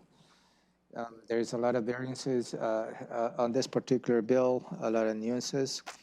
And I think the intent of this is to provide accessibility to the public, as well as given the opportunity to provide you with timely feedback. So this has been substituted in a couple of times, and right now is referred to the Rules Committee at this point, and has not moved out of the House. And I don't know if that will get to the Senate as well. Looking at this bill at a high level, obviously it brings some additional opportunities for the public to provide testimony to the Board of County Commissioners in any regular meetings, but also provides a little bit of flexibility as to how those local jurisdictions can manage that public testimony. So at a high level, this is a good bill because I do believe bring a little bit of additional transparency, but we just need to see if in fact it goes through the legislative process, if there is an additional changes and how we're going to be reacting to that. So any questions on that? Questions from the board? No, sir. No, sir. Okay. The next bill that I'd like to highlight to you is on page 10. And that is Senate Substitute House Bill 1410. This eliminates the delinquent property taxes. This has been an interesting bill that has been evolving as the Washington State Association of Counties has testified in opposition of this bill. What it does is reduces the fees of delinquent property taxes. When this bill was introduced, was related to the COVID-19, but this bill doesn't do much related to the current pandemic. It's just the long term as to how the delinquent taxes is going to have a relief on those property taxes. So let me read the opposition of a statement by the Washington State Association of Counties. And my recommendation will be to align your position in opposing this bill. The Association of Washington Counties appreciates the desire to keep people in their homes. The bill also affects all properties, not just homeowners. Commercial property owners sometimes use this structure to simply not to pay taxes. This creates problems for the state and all junior taxing districts. This could have an impact on both county revenues and their ability to pay bonds. Additional forgiveness during the COVID-19 pandemic will be appropriate, but restrict it only just to residential properties. The cash flow from counties to small taxing districts could be a negative impact to this, such as not being able to respond, for instance, during a fire season. So this is really on that. So my recommendation is for you to align your position with the Washington State Association of Counties in opposition to this bill.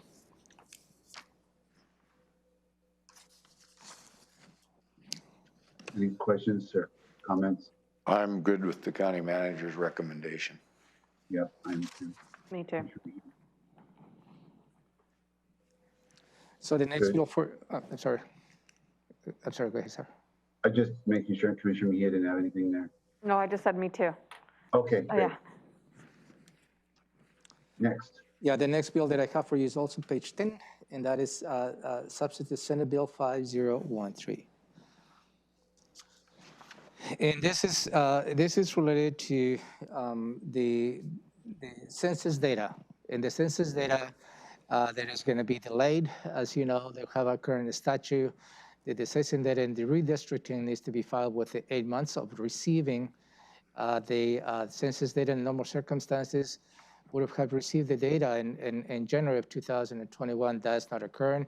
It's going to be delayed until September. What this bill is attempting to do, provide additional flexibility, because under the normal circumstances, if nothing changes, will be by August, in which all the redistricting needs to be submitted. And so this allows for up to, it says 8 months after the receipt of the census from the data redistricting of the commission, or November 15 of each year, whatever is first. So in this case, extended to November 15th. Whether that is going to be really a help is yet to be seen, because the time constraints are going to be extremely difficult to meet this deadline. You heard a little bit of a feedback when I provided a briefing to you last Tuesday. They were not going to be expecting to have the census data until September of this year. And we are required to change the boundaries of at least the commissioner districts as well as other districts, including the districts for the Port of Olympia, as well as the PUDs.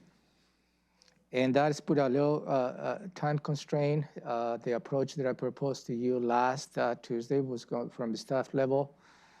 It will be trying to provide some suggestions as to how the county commissioner districts could be changed to balance the population. And that is the objective the staff will have, and then the board will have to discuss how you like to approach after that. So this provides a little flexibility. It doesn't solve the issue, but certainly my suggestion for you is to consider supporting this. Robin?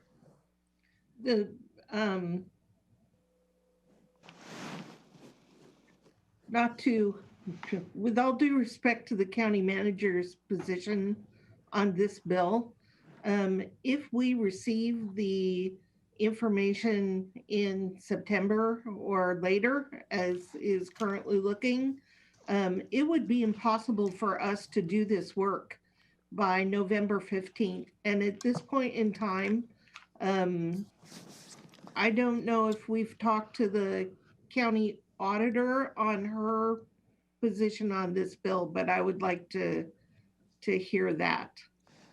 Yeah, we can certainly follow up on that. This is for some reasons moving forward, has passed the Senate already. It's moving to the House. I understand, but you know, I have real concerns about the ability to the timing do work in this time frame. Yeah, I totally share your concerns with you in terms of the timing. Yeah. Maybe at this point, then based on that suggestion, the position will be to remain neutral until we can get additional information. I would support a neutral position. Commissioners? Yes, I have a question. Go ahead, Commissioner Edwards. What is the Association of Counties, what are they doing in looking at this piece of legislation? And what are the Auditors Association? What are those two groups doing? Does anybody know? My understanding that the Auditors Association is asking that this bill not be passed. They are in opposition. And I guess why wouldn't, I mean, the auditors are the ones that are affected the most, or maybe I'm wrong on that. I think, isn't that right? More than likely. So there's two pieces to the redistricting. There's the work that we need to do this year for commissioner districts, and as Romero said, port districts, and there's then follows the work that the auditor needs to do and complete by May 2nd. And this has all been extremely tightly compressed by not having received the census data. So I think that this year, this is the unique year that comes once a decade. Everybody is impacted. Well, I guess I would rather take a stand that Mary Hall feels is appropriate myself. So that's, I don't know that that is going to remain neutral. Why I suggested to check in with her. I mean, is there any chance that we could get a call into her right away so we could take a position right away if my fellow seatmates feel that's appropriate? Well, I guess the board could agree to follow the county auditor's direction on whether to support or stay neutral or oppose this bill, and then Ramiro could, or Robin could follow up and get that. piece of That would information. be fine with me. That would be, I agree. That's fine with me too. Okay, I spoke with Mary yesterday and we talked about this bill, but not in terms of whether she supported it. She was more just explaining what it was doing, what it was. So I wouldn't feel comfortable saying that I got a sense of whether she would want to take a position in support or not. I would like to look at her as the expert on it and follow her recommendation. Okay, let's do it that way then. And the last bill that I have for you is on page 15. And that is substitute House Bill, actually Senate Bill 5383. And there is a companion bill, which is House Bill 1336. And this is related to broadband access to rural areas. Each of those bills has a little bit of nuances in allowing PUDs as well as cities and counties to establish somewhat of a utility to provide broadband access to within the rural areas. The House bill seems to be a little more allowable in a way as to how those jurisdictions could probably implement this broadband utility. The Senate bill, it was a substitution introduced that puts a lot of restrictions, is stating as long as it doesn't provide a competition to an existing provider. So that means the larger broadband suppliers, maybe have to have a say whether under the Senate bill. So there is a movement. Appears to be in conflict between the Senate bill and the House bill. At this point, my recommendation until we see what bill is moving forward out of the different chambers, for the board to consider to remain neutral on this and see how it moves forward.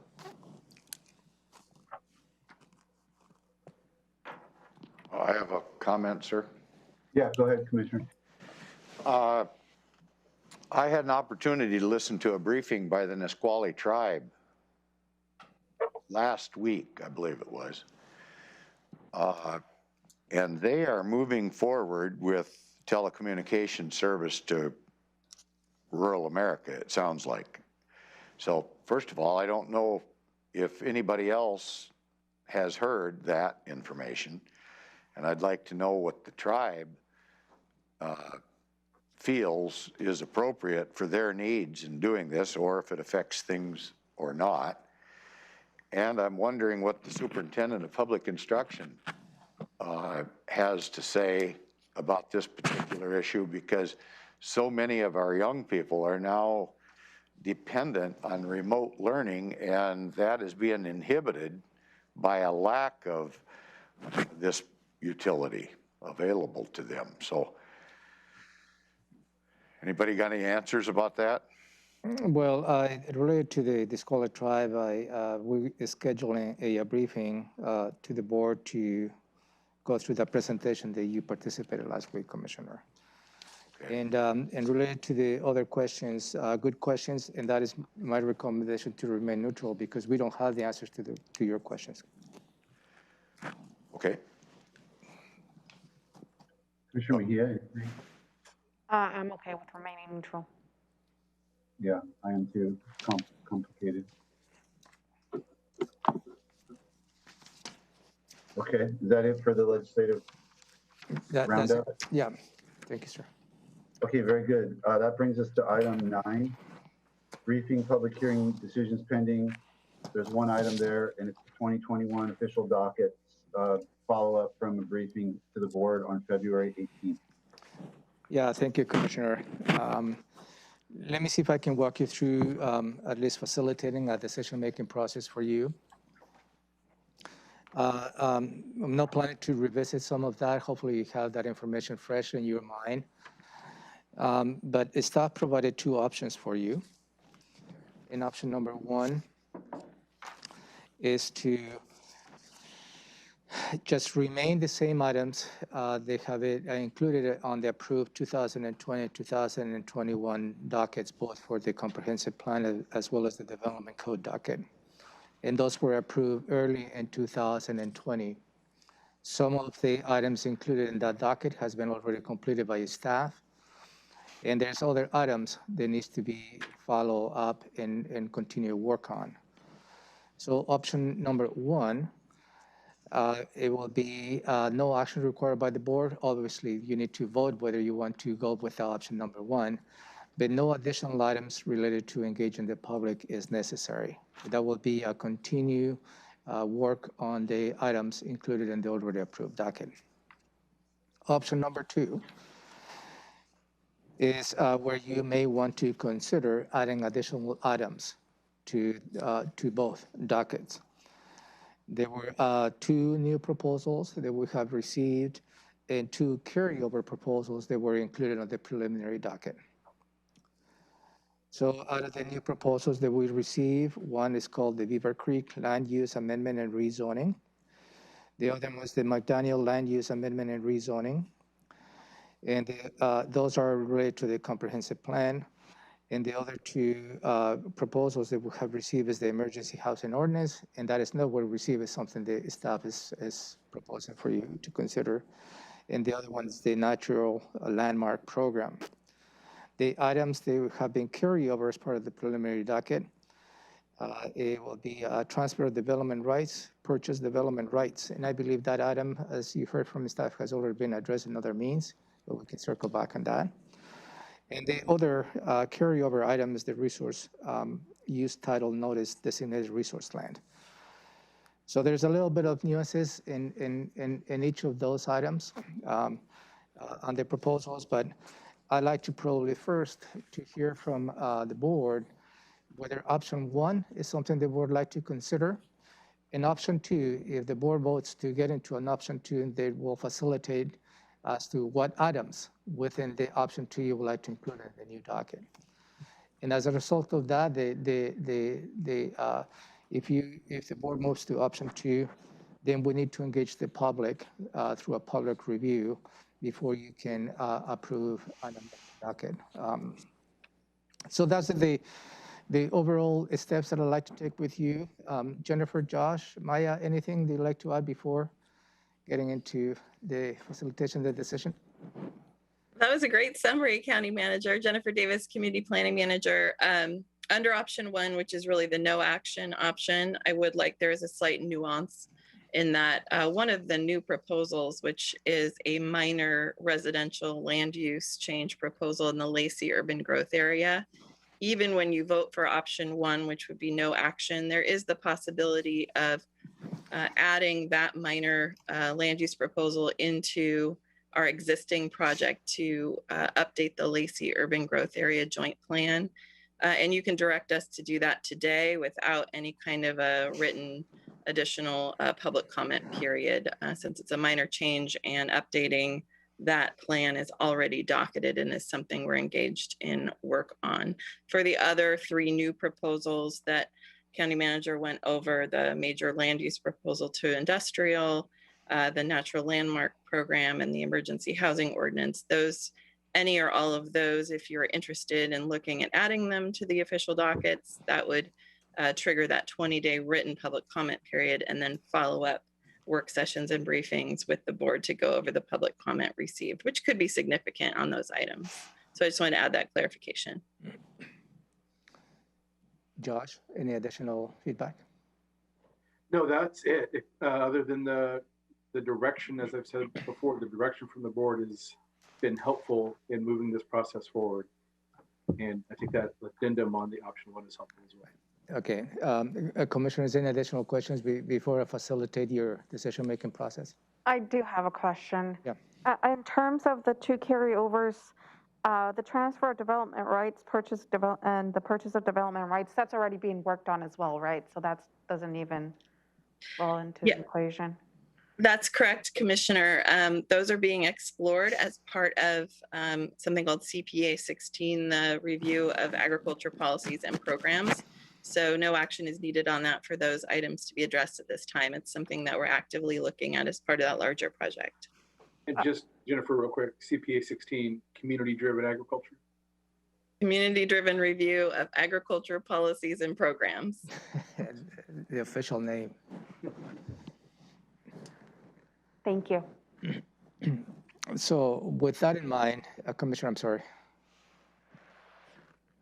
Go ahead, Ramiro. So with that in mind, I would like to hear the perspective related to option number one, based on what you heard last week and what you've heard today. What is the pleasure of the board? Okay, well, I'll start with Commissioner Edwards, I guess. How would you like to handle this? Well, I'm headed to option 2, so. Okay. I'm not gonna. Adding one or more items, Commissioner Mejia? Yes, I'm with option 2. All right, well, that's unanimous, so Yep. we're with option 2. Thank you. So let me take the notes. Unanimous to move with option 2. So now within option 2, you have options. It's not all or nothing. I just want to be clear that it's not all or nothing. You heard that perhaps the McDaniel land use amendment and rezoning can be part of the LACY. So it's a non-issue. Perhaps I can assume they probably consider you moving to phase 2. That is a way you like to proceed. So that should not be part of your discussion. Okay, so everybody is on board with having work done on the McDaniel land use amendment as a part of our. As part of the LACY joint plan. Yep, I'm in agreement with that. Okay, thank you. thumbs on that. Commissioner Edwards? Going through Yes, sir. process elimination, the transfer of development rights, purchase of development rights is going to be working on the under CP 16. I can't remember the formal name, but that's agricultural, which is already part of the docket. So we just incorporate that as part of that work. Yep. Yes, yes. Yeah. Okay, so we have taken care of 2 items. What list are you working off of right now? Here, Okay. the slideshow, Commissioner. There. Yep. Just I'm gonna try and find it here first. It was right here on your binder. Which tab is that under? It's not under a tab. It was on the very front. On the very The front? slideshow, yeah. Very front. On the front page, huh? So it was the slideshow that we reviewed last week. You know, somehow that didn't make it in here. I think I'm still there. Go ahead. I can make a copy for that, Commissioner, an extra copy. How about let me make a copy of my notes just to make sure you're tracking. Oh, okay, because it didn't end up in my. Yeah, this is important that I want to make sure you're tracking this. Give me.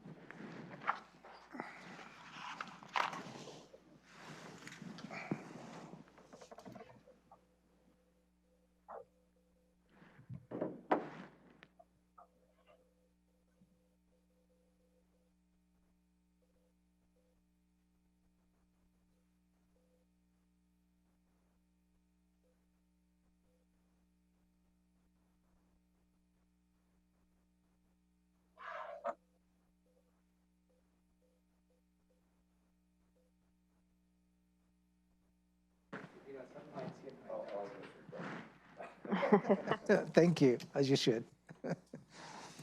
So for Commissioner Edwards, just to keep tracking, so on the green line, which the new proposals on the slide show, the McDaniel land use amendment, the board agreed to include it on the LACY joint plan. On the one of the 2 carryovers from the preliminary docket, which is the transfer of development rights, that will be included on the CP 19, which is already part of the docket. So the next point of conversation that I'd like to have with you is related to the Beaver Creek land use amendment and rezoning. What is the pleasure of the board to include this item on the docket? I would like to include that item on the docket. Second. Second, okay.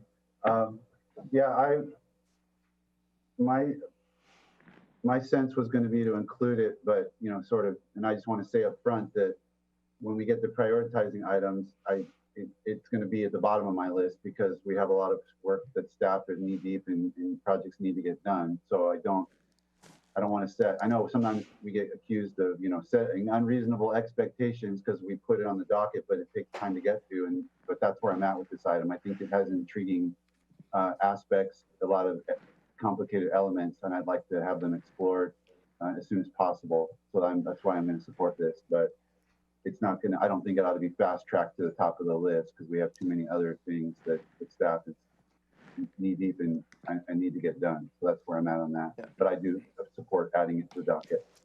Okay. I'd like to follow up comment if I could, sir. Yeah. I guess from my perspective, this is all about jobs and water quality. And right now there's a manure gun that shoots that ground, and there's high nitrates in the groundwater directly related to that activity. We've got several activities around the county in which that process has been changed from that ag activity to some other activity, including down around Scatter Creek, where they put 100 homes in or so on individual septic systems. And I feel that this is a good opportunity to help water quality in the area at the same time we're creating jobs in the area. So I know we're not making that decision today, but I do feel this has got some merit for whether you want jobs, ties everything together, help the environment, jobs, affordable housing, whatever you want to talk about. So if we do not have the staff to work on this currently the way we're configured, then I would like to have future discussion about the group making this proposal covering the cost of a professional planner that knows more about the Growth Management Act probably than any of our folks do.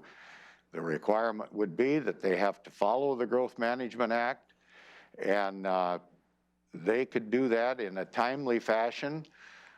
I know that we did something similar to that on a lakeside issue. I don't know all the particulars about that, but the developer, the proposer on that individual activity paid for some of the work that the county did putting into that project. And I think that is a viable option.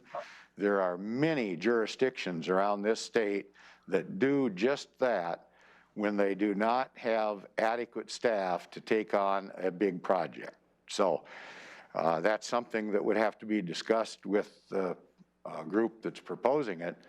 But I know that is an option if that's what it takes to bump it up and get our economic engine going in this community. So obviously between the chair and myself, we're going to have probably a difference on priority on that particular issue. But I do think that there are ways around the shortage of staff. Thank you.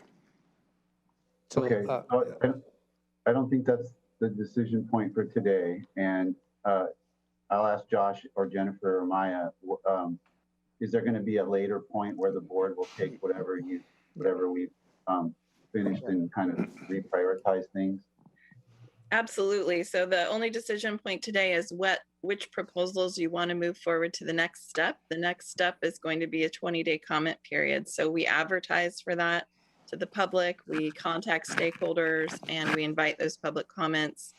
And then we bring all that back to you in a few weeks, and you have a follow-up work session or two to make your final determination whether you want to add this proposal or proposals to the current official docket. And then we amend that docket, and you can have at that time the discussion around priorities. So that's to come after we get through the initial public comment period, and then we can have that follow-up conversation. Okay, so that's important. We're not actually even making that decision today. We're just advancing it to the next step, and we'll make that decision after we receive public comment. That's useful to remind ourselves. So, And you have unanimous, Josh is holding up the chart, and you've got unanimous vote to move this particular item to the next step. all right, thank you. So moving on to the next item, that will be and this is on the development code docket. It will be the emergency housing ordinance.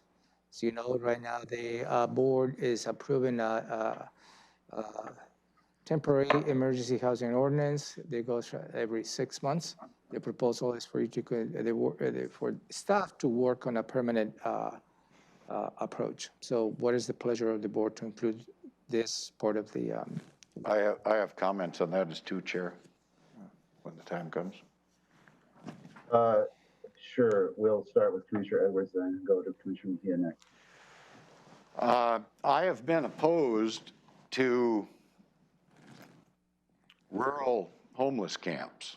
And basically, what this does, if we allow this as a tool in our toolbox, it gives the city of Olympia the ability to continue their philosophy of enabling homeless camps and homeless folks, encouraging them to move here to Thurston County by allowing these homeless camps to be moved out into rural America, that I am opposed to, and I think citizens in rural America are opposed to.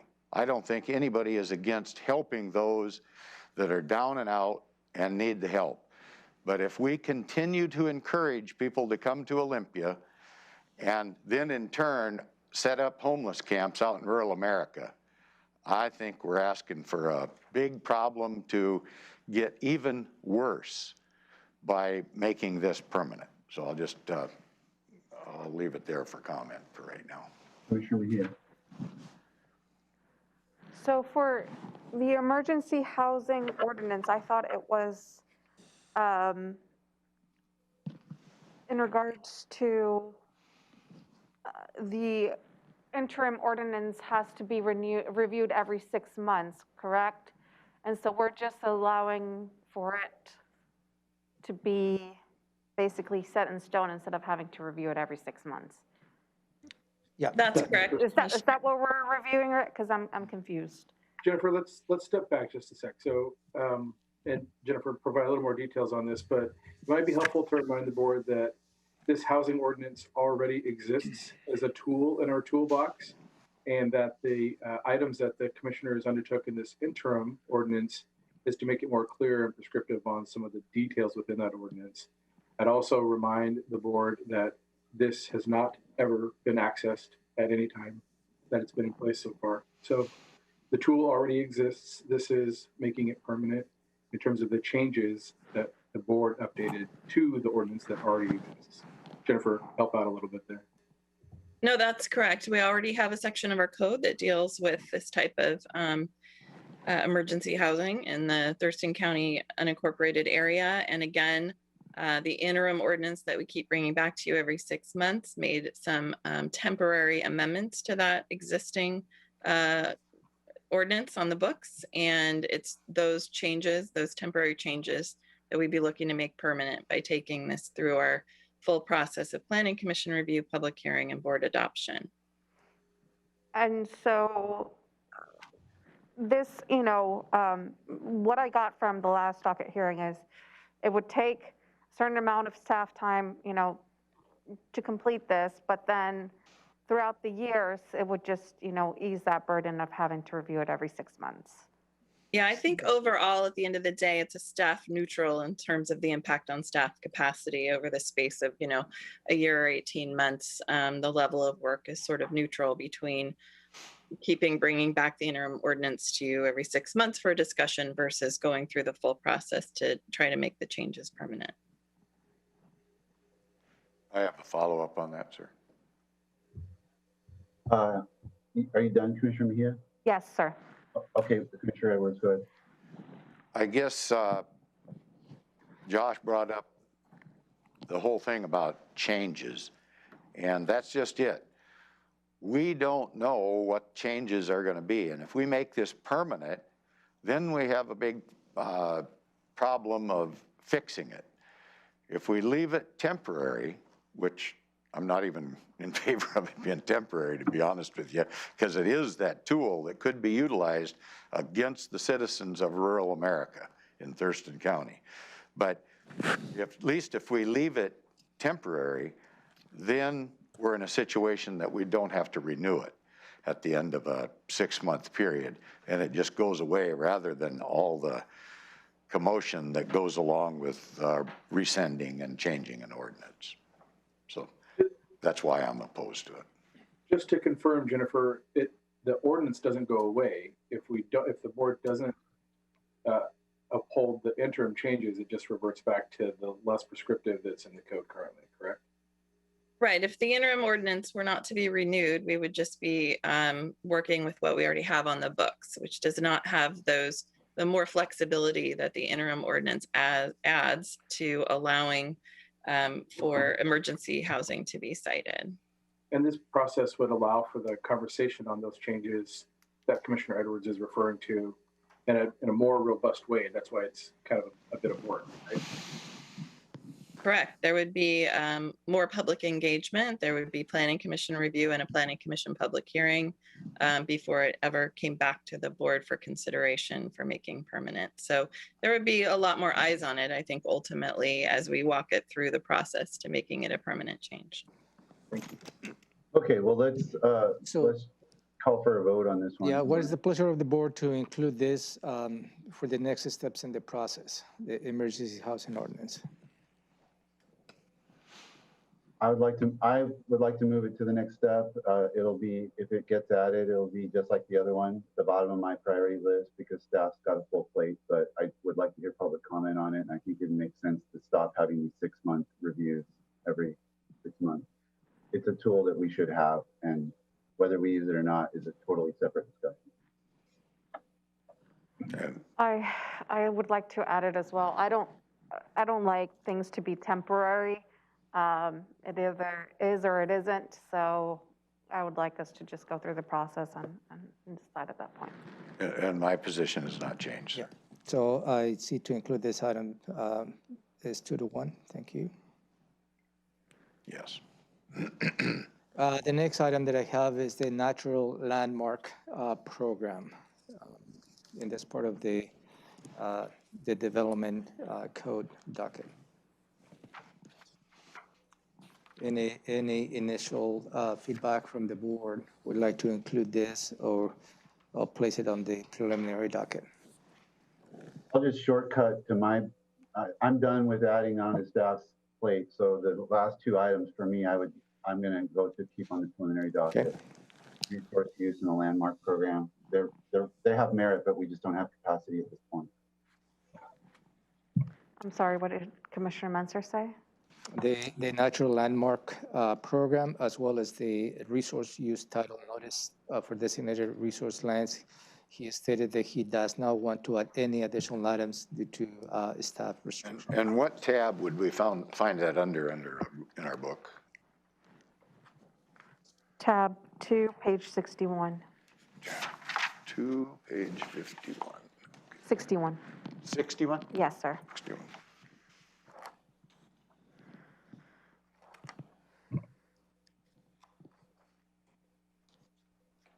And this is to fix the boundary line adjustment problem that exists today that's almost impossible to do. Is that what it is? No, this is a proposal. I think you're looking at it the wrong page. On page 61, it's a bright green sheet in your binder. This is a proposal to request that the county code have a new section added that would create a natural landmark program, which would be a way for folks to apply to have a piece of property on some sort of county registry as a natural preserve. Yes, I remember it now. Thank you. I'm good. I agree with the chair. So what I'm hearing is the natural landmark program, not to include it? Well, I would like to include it, but I guess I'm outvoted on this. So it's 2-1.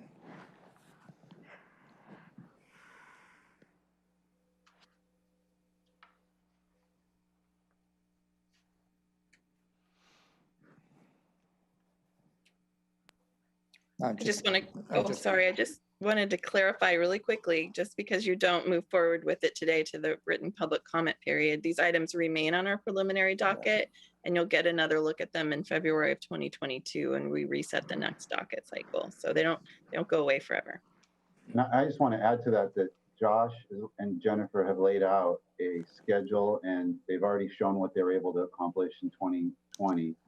And they've laid out a schedule that looks like we're going to have a lot more capacity in 2022 because they're going to clear a whole bunch of items this year. So I don't think that this plan is dead by any means. I think we'll be able to look at it in a new light with new resources behind it next year. Sir, could I make another comment on that? Yeah. I guess I would like to see that this, I believe, is a citizen initiative that somebody is pretty enthused about and been talking about it for quite a period of time. Is that right? Yes. Yeah. I don't know the answer to this. If that would be feasible, if the citizen requesting this would be interested in funding something very much like I talked about earlier on other development activity. I'll use Lakeside as an example. That's a big corporate operation for sure. But if this is a consideration that this citizen is really interested in, maybe we could give him a bill as to what it would take to get it done. So our staff doesn't have to work on it, but we would have that requirement that we follow all the codes and ordinances and Health Management Act and let somebody else do this. I don't think we have to depend on staff all the time to do everything with every proposal. So just food for thought, I guess. So you would like to change the vote because I just recorded the vote that you do not want to include this item. Well, I'd surely put it on there if we could have somebody else pick up the workload. I mean, what I'm hearing from staff is we don't have staff enough to do the workload. If we could, if I could get another commissioner to agree to allow a private party to work on it, then we could do it. I'd be all for that. If I may, the conversation of having a private consultant, I think requires larger conversation with the board. And having this item be delayed on the next steps on the docketing process just to see if a private citizen is willing to pay for their request, I don't know if that's the right step, with all the respect. Oh. Yeah. Okay, I guess as a follow-up on that comment, I'd say that we charge twice as much here for our hourly rate to citizens that come in and want something done, say, than Olympia or Lacey does for the same exact project. So I don't know what the difference is between a citizen that would pay for this service versus a citizen that would pay for any other service to our development folks to get their project through. So it is kind of the rich play and the poor people don't get to. I mean, that's the bottom line here, any way you look at it. So if we don't have the staff, we don't have the staff. And if they're willing to pony up, if you will, and they want to have this done, we can't guarantee them that we would agree with it, but we could surely have them move forward with it and look it over and see if it meets the criteria that we would have used ourselves. So I do want to jump in real quick and respecting the commissioner and the county manager in the process. That statement is not how CPED operates in terms of the rich get to play. In fact, Jennifer, if you'd like to provide one of the process improvements that we just implemented where we have reduced the application fee, that's open to have a discussion. The other discussion, as the county manager relayed, this is a bigger conversation. And the topic that we've discussed in the past is, yes, there is opportunity for policy work to be done by an applicant, but the process work is where you need a neutral party. And that's where your public government comes into play. So The conversation on what is being funded is the question. Do you want a process that stands the public process? Or like in Lakeside, they provided technical assistance and paid for that, and that helped the process move forward. So there's kind of two things happening here, and I want to make sure that we are clear and transparent that we are providing excellent customer service. Okay, could I do a follow-up on that, Mr. Chair? That we are providing excellent service? No, I'm not arguing that you're providing excellent service. Yes, but we do need to be mindful of our, the rest of our. Okay, this will just take about 2 minutes. I would ask, what hourly rate do we charge citizens when they are doing business across the counter? So that's an excellent point, Commissioner, and we've had this conversation as well. Our hourly rate is based on a decision made by a previous board to be 100% cost recovery. Yeah. The other jurisdictions have not made that same decision. So if the board would like to consider that change, we are open to that discussion. The board has also funded a fee study for CPED and Public Works and Public Health for this year.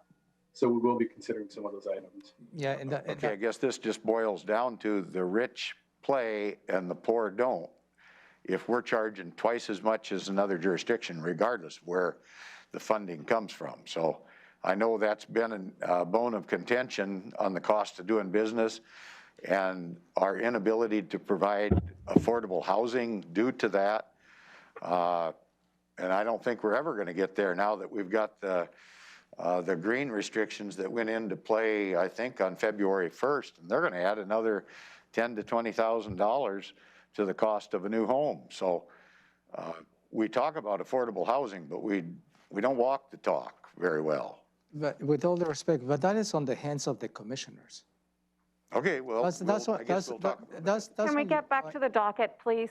I know that we're limited on time, and I just want to finalize that comment. That's on the hands of the commissioners in terms of how much you want to subsidize out of the general fund all the different fees. So it really is, it's really how the board likes to proceed on the fee structure that you have in place. So I just leave it like that, but really it's up to the board. The county staff does not have the ability to charge any specific fees. So what I'm hearing is the natural landmark program, the initial vote was not to include it. Is there any commissioner like to change that? I'll change my vote to no. So it's 3-0 not to include it. It can go to 2022. Okay, thank you. Commissioner, would you like to change your vote? No, sir. Okay, thank you. The next item that I have is the resource use title notice for designated resource lands. That is not a new proposal. This is included in the preliminary docket. And that can be carried over for 2022. That's my vote. I guess I didn't hear that. What was that? Carry over to 2022. Okay. So no. Two votes to keep that on preliminary docket. Sure. Commissioner Okay. Edwards. That's fine. Okay, we got 3 on that. Okay, then give me just a minute to see if I didn't miss any of the decisions the board made. So to include on the next step of the process, which include the comment period and leading to a potential public hearing, and no public hearing, comment period, and then the board will take a final action after you have the opportunity to receive public feedback. So decided to include the Beaver Creek, that was a unanimous vote.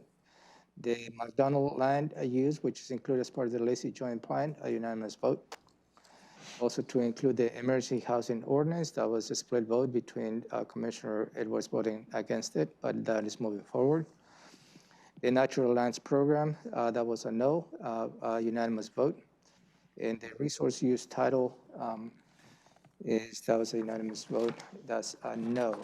But also, you decided to include the transfer development rights as part of the CP16.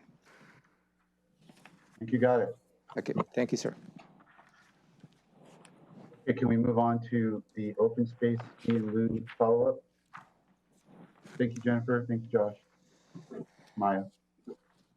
Thank you. This is going to be hopefully this is just an update that I want to provide to the board, and no decisions are required, at least from my perspective. So you receive a public you receive a briefing related to the open space E and lieu. And this is a program they needed to be worked out, and the request was to add additional $60,000 to go through and do a special study. The sense that I got from the board is not interested in moving that direction in terms of elaborating the requirements of the program. So, but also I believe the board was interested in see how this particular request by a developer to have a land transaction in association with the requirements for open space. We have received a formal proposal in February 11th from a developer that outlines this particular land transaction. There is a lot of details that need to be worked out and how the city of Lacey can probably be a partner on this, if that is the case. So I just want to bring this as an update, and at some point we'll come back with Josh and his staff to give you a perspective whether the proposal that we have received is feasible, viable, and with an ordinance and code. That's the update that I have really for you at this point. I do have a question. Go ahead, Commissioner. What kind of a delay are we talking about for that particular development? If we're, time is money in the real world. I know it doesn't count in government, but it does count in the real world. How much are we going to delay that proposal to move forward? So I'd like to maybe provide a perspective. It is not a delay. They were trying to implement. There is not a purposely delay, as you stated, Commissioner. The staff is required to go through a due diligence to make sure that whatever proposal is provided meets within the context of the code and the context of the law. And that requires time for us to go through that due diligence process. This is not a delay tactic that we're trying to implement in any proposal that is presented before you or before staff. So I just want to clarify that. Do we know what the delay will be, though? That's all I'm asking. It's undoubtedly going to be a delay. Do we know what it's going to entail? I guess I'm understanding the county manager, but I'm having a hard time understanding the word delay, as we are working to serve a citizen and work within the code, ordinance, and law. From my perspective, time it takes to build something, but it's not a delay in terms of responding to a citizen's request. How does that fit with reinventing the wheel? We must have many other jurisdictions that do the same thing that's being proposed here. Can we utilize that? So we're utilizing the code that's been approved by the Board of County Commissioners and exploring opportunities for flexibility and working with this citizen and this applicant, as we do all applicants. If I remember right, we did not have this in place, although our ordinance said we could do it, and we don't have something in place. It seems like it falls on us to be accommodating when we're basically at fault here for not having this in place and telling someone they can petition us to do this. And when they do that, we tell them, well, sorry, we don't have it in place. And to me, that's delay and that's time. We are operating under the direction of the Board of County Commissioners to assist citizens to do what they want with their land within code and ordinance. And I think there's two separate topics here. There's the county manager outlined, the fee in lieu of program, which it sounded like the board did not want to proceed in a programmatic way. But then, as always, CPED has our opportunities for flexibility in serving citizens. So I think we're doing what we've been directed to by the board and continuing to move forward in a path that is amenable to the applicant if possible. I guess, let me ask one more question then. What would be the quickest way to move forward to help create affordable housing? Because it's my understanding these are smaller homes on smaller lots within the Lacey urban growth area. to accommodate quite a few folks out there that are looking for affordable housing. And we're never going to have affordable housing if we don't have adequate housing. So which one of these proposals could be done the quickest to accommodate this process and prevent any undue delay? As stated, it's happening right now. Do you have an idea of the time frame? It depends on how we move forward in terms of what's allowed by code and ordinance. Do we need to see about hiring outside entities for looking at that? Would that help if we took that into consideration? If staff is, I know staff is overloaded in there, so I'm just trying to figure out a way to accommodate affordable housing. That's where I'm going with all this. Well, I think that's an interesting point. In terms of this particular process, we in CPED will move forward quickly, as always, in terms of the project review timeline. And if you'll remember, I don't want to take too much of your time, we interpret the code and go forward with the direction of the board to allow citizens to do what they want with their land within code and ordinance. The next step is the hearings examiner. And then if the applicant doesn't agree with the hearings examiner, it goes to the Board of County Commissioners for their review as well. And so I just want to make sure that it's clear that it's important that I don't fully engage in a specific application so that the board maintains its ability to potentially adjudicate further down the road.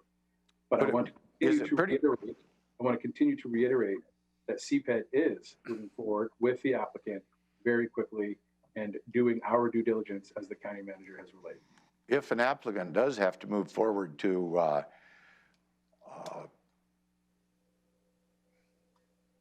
challenge this, I guess, what's it take, 6 months? Unclear, Commissioner.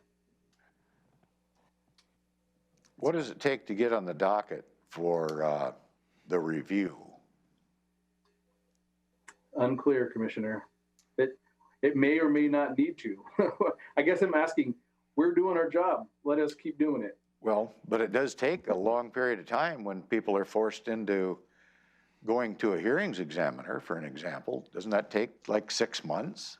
When applicants have creative ideas, it requires, sorry, go ahead, County Manager. If I may. So it appears that there is perhaps a misunderstanding. This particular development, the only point of discussion is this proposal of open space. This development has many other elements they have to meet. So there is not that this open space proposal is the one who's holding the process and continuing with their development. And they're going to have to go through the hearing examiners, not because of this proposal, it's because of all the other requirements they have to meet as part of their development. So I just perhaps want to bring this conversation a little bit at a higher level. There is not this element, a single element that is going to give or perhaps goes or doesn't go to the hearing examiners. This is just one of the elements that CPED staff is working with this developer in addressing the many other requirements they need to meet. So I just want to bring that a larger conversation, Commissioners. Yes, sir. And I do agree with that. And also, as to this one element, though, even this one element, there is a path. There's the code that says they can comply with the open space requirements. They're proposing an alternative to that path to try to maximize density in this area, but that's not blocking them from just complying with the code and going forward with the project. And I'm happy to have avenues explored for flexibility, especially since it's in the Lacey UGA. But Ramiro, this was just an update. There's no decision. Just an update. I don't seeking a decision from you. And I'll work with Josh and his staff to continue with the conversation and provide some perspective later on. Thank you. Sounds like the board supports those conversations that you're describing. So I think we're good to move to the next item, which is a Thurston Strong request. Yeah, attached in your packet is a letter. I don't know if you have it.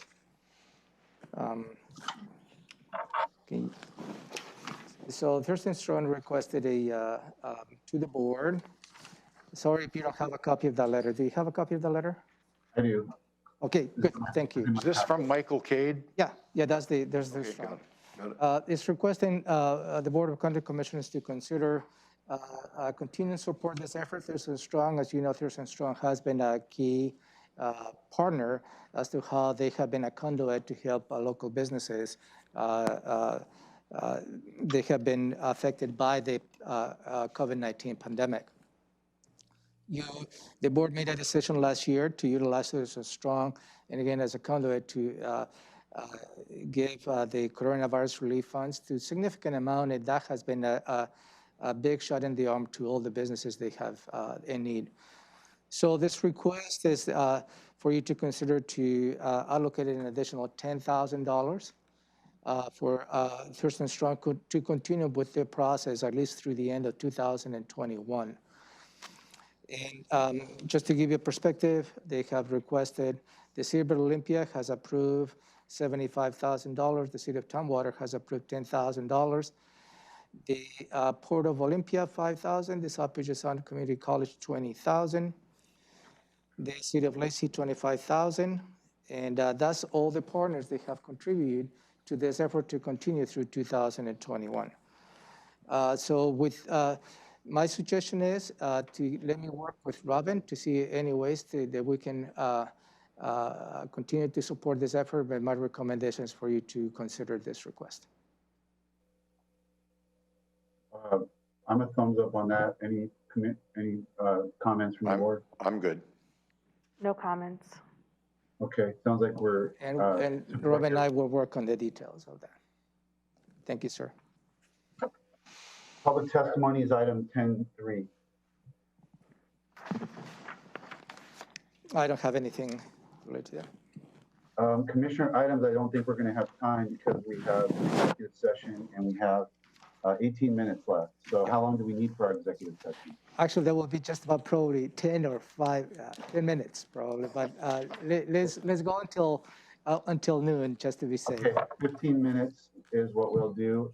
So the board would now be moving into an executive session pursuant to RCW 42.30.110B to consider the selection of a site or the acquisition of real estate by lease or purchase when public knowledge regarding such consideration would cause a likelihood of increased price. Specific topic is building availability. Commissioner's action may follow. Will be an executive session for an estimated 15 minutes. Yeah, and you will come back to close the meeting after that is completed. Thank you.